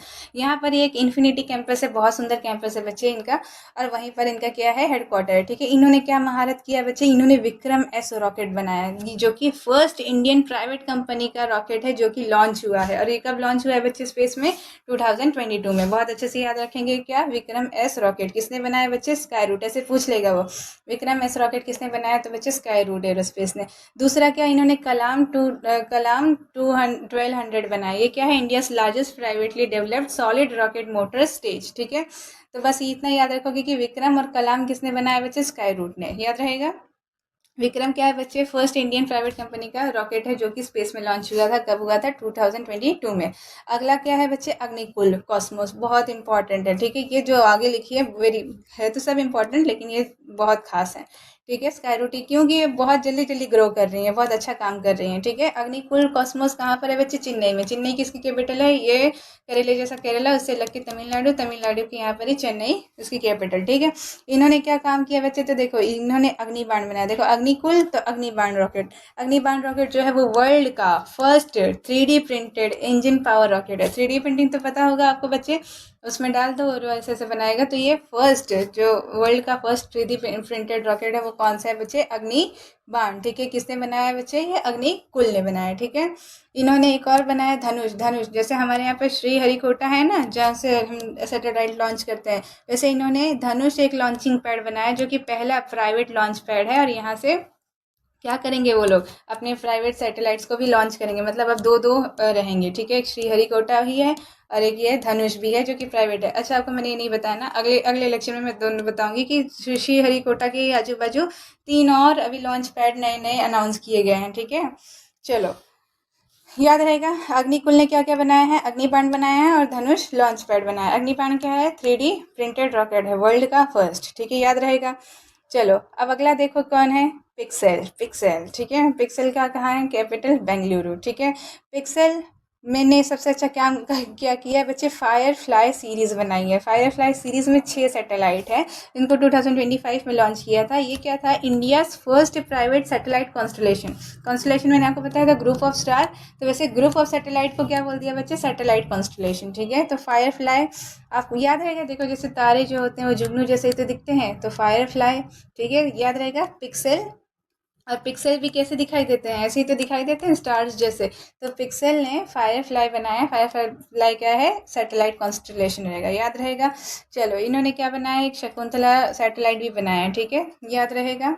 आगे बढ़ते हैं, जो ध्रुव स्पेस है, ठीक है। अब यहाँ से इम्पोर्टेंट है, ठीक है, यहाँ तक ठीक है, फिर भी पढ़ लो एक बारी। ध्रुव स्पेस जो है वो कहाँ है? हैदराबाद में है। इतना तक तो आप याद ही रखोगे, ठीक है।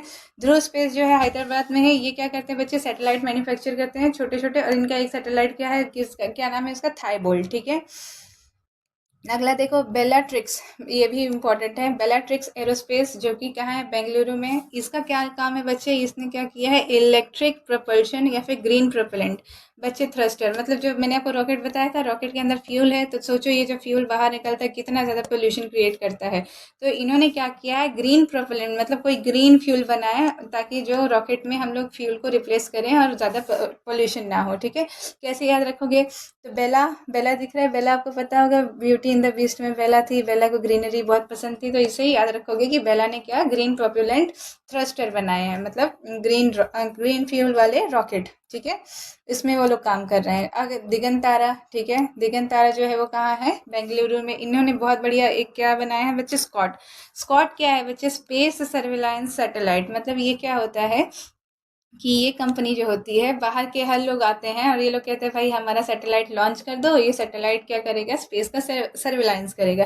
तो ये जो दिगंतारा है ये क्या करती है अपना, मतलब ये यही सैटेलाइट यूज करके क्या करती है? दूसरे दूसरे लोगों को उसका स्पेस सर्विलांस दे देती है। मतलब कि लो भाई ये तुम्हारा सैटेलाइट हमने लॉन्च कर दिया है, अब करो बैठ के स्पेस सर्विलांस, ठीक है। ये एक अच्छी बात है, ताकि सारा कंट्रोल दिगंतारा के यहाँ पर बस दे देता है वो, लेकिन जो चाहे छोड़ो उसको, ठीक है।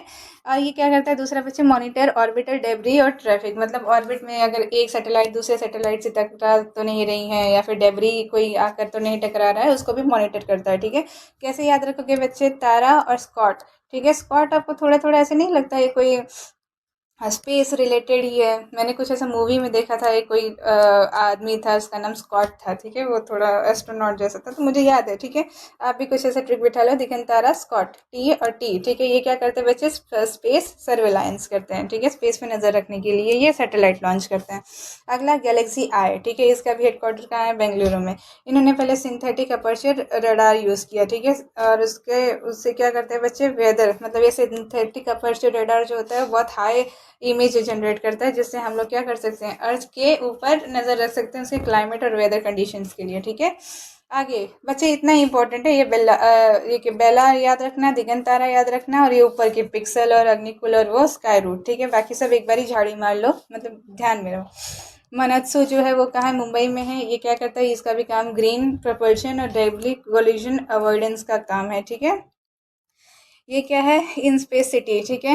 ये क्या करता है? सैटेलाइट रिफ्यूलिंग, मतलब कि सैटेलाइट जो ऊपर है ऊपर ही ऊपर रिफ्यूल हो जाए। कल हम लोग जब स्पेस मिशन पढ़ेंगे ना, तो उसमें देखेंगे कैसे स्पेस डेक डॉकिंग किया है। डॉकिंग ऑफ सैटेलाइट, मतलब सैटेलाइट को ही सैटेलाइट से जोड़ दिया स्पेस के अंदर ही, ठीक है। ये बहुत बड़ी बात होती है। वैसे ही सैटेलाइट रिफ्यूलिंग भी होती है, ठीक है। ये कौन कर रहा है? In space city. आगे देखो एस्ट्रोटैक लैब, इनका क्या काम है बच्चे? ये कम्युनिकेशन, देखो pioneer high speed laser communication terminal बनाते हैं, बस एक बार ही देख लेना। ये पायर साइट है, ठीक है। ये भी क्या करते हैं बच्चे? सर्विलांस, मैरीटाइम सर्विलांस वगैरह के लिए सैटेलाइट बनाते हैं। आगे देखो अनंत टेक्नोलॉजी, ये इसका हेडक्वार्टर हैदराबाद में। ये क्या करता है बच्चे? सोफेस्टिकेटेड इलेक्ट्रॉनिक सिस्टम, और ये सब इसरो के लिए डेवलप करता है। मतलब इसरो में जितने भी अच्छे खासे इंस्ट्रूमेंट वगैरह चाहिए होते हैं, वो सब कहाँ पर कौन डेवलप करता है? अनंत टेक्नोलॉजी। ये लैब कहाँ पर है? ये लैब हैदराबाद में, इंपॉर्टेंट है, ठीक है। अभी देखो ये गोदरेज एयरोस्पेस है, ये भी है।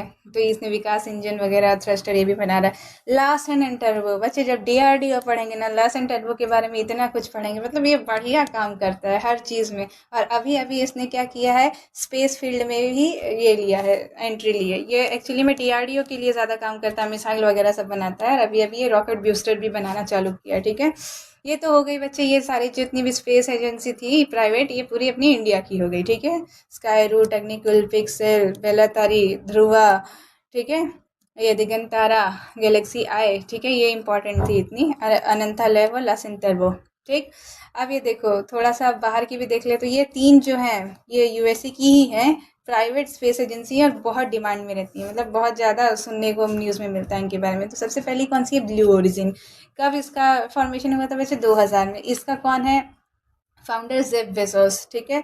जेफ बेजोस, ब्लू ओरिजिन का, ठीक है। इनका क्या काम होता है बच्चे? ये स्पेस फ्लाइट सर्विस देते हैं। मैंने आपको बताया था ये क्या करते हैं बच्चे?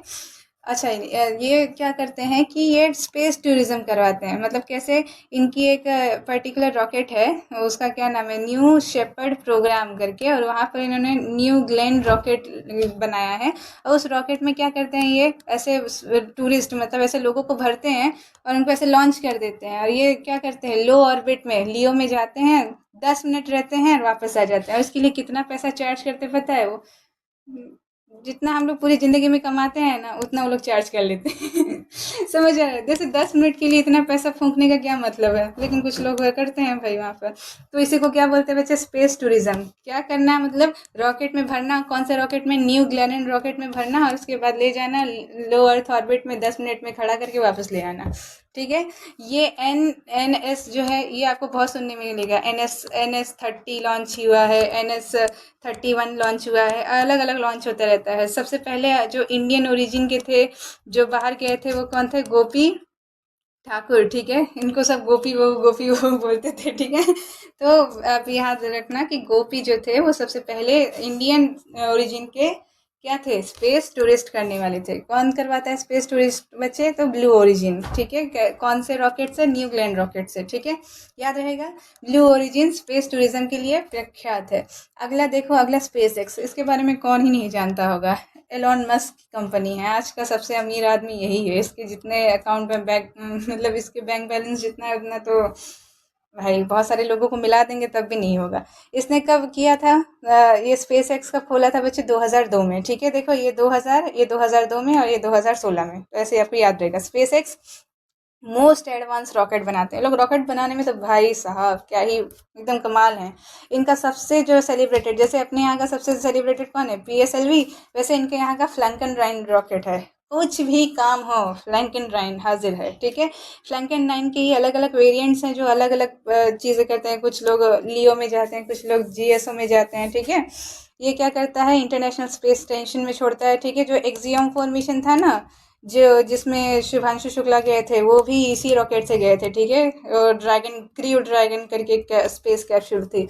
इन्होंने अभी नया नया लॉन्च किया स्टारशिप, जो कि मून पे आप लोगों को लेकर जाएगा। अभी तक ये इंटरनेशनल सोलर स्पेस स्टेशन पे तो जा ही रहे थे, अब मून पे भी जाएंगे।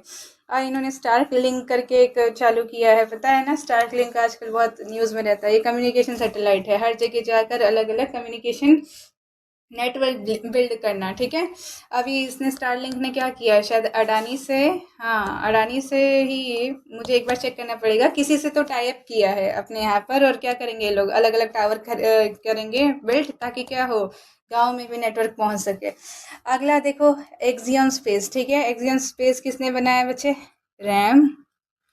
ये रैम तो शायद गलत है, इसका कुछ और नाम है। ठीक है, रैम और माइकल, रैन, रैन था शायद, हाँ रैन, रैन, या फिर ये वाला नाम थोड़ा इग्नोर कर दो बच्चे, माइकल ही इसका मेन फाउंडर है। ठीक है, तो माइकल याद रखना, एक्सियम स्पेस जो है वो माइकल, और शायद ही ये पूछे। ठीक है, तो एक्सियम स्पेस क्या करता है बच्चे, ह्यूमन स्पेस फ्लाइट ट्रेवल करता है। और ये क्या करता है, प्राइवेट एस्ट्रोनॉट्स को ISS पे लेकर जाता है। एक्सियम अपने अपने ही नाम पे स्पेस मिशन खुलता है। एक्सियम 4 से कौन गया था बच्चे, शुभांशु शुक्ला। याद रहेगा, इतना ही इसमें से इम्पोर्टेंट है। ठीक है, या तो फाउंडर के ही नाम मतलब इसका छोड़ो, इसका फाउंडर तो सबको पता रहता है, ये बस पूछेगा क्या क्या करता है। एक्सियम ज़्यादातर प्राइवेट एस्ट्रोनॉट्स को ऐसा इंटरनेशनल स्पेस स्टेशन पे ले जाता है, ये रॉकेट बनाता है, और ये स्पेस टूरिज्म पे काम करता है। ठीक है, तो आज के लिए डन करते हैं इतना। ठीक है, क्या क्या पढ़ा हमने, झाड़ी मान लो जल्दी से, देखो क्या क्या पढ़ा।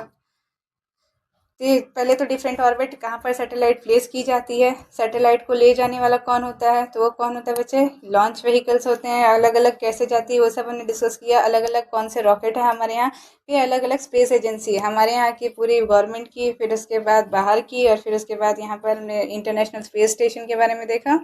और फिर उसके बाद अलग अलग प्राइवेट एजेंसी हमारे यहाँ की और बाहर की। ठीक है, सब क्लियर है, आ जाओ क्वेश्चन पे सॉल्व करते हैं। ठीक है, चलो क्वेश्चन पे आ जाओ, फटाफट सॉल्व करो।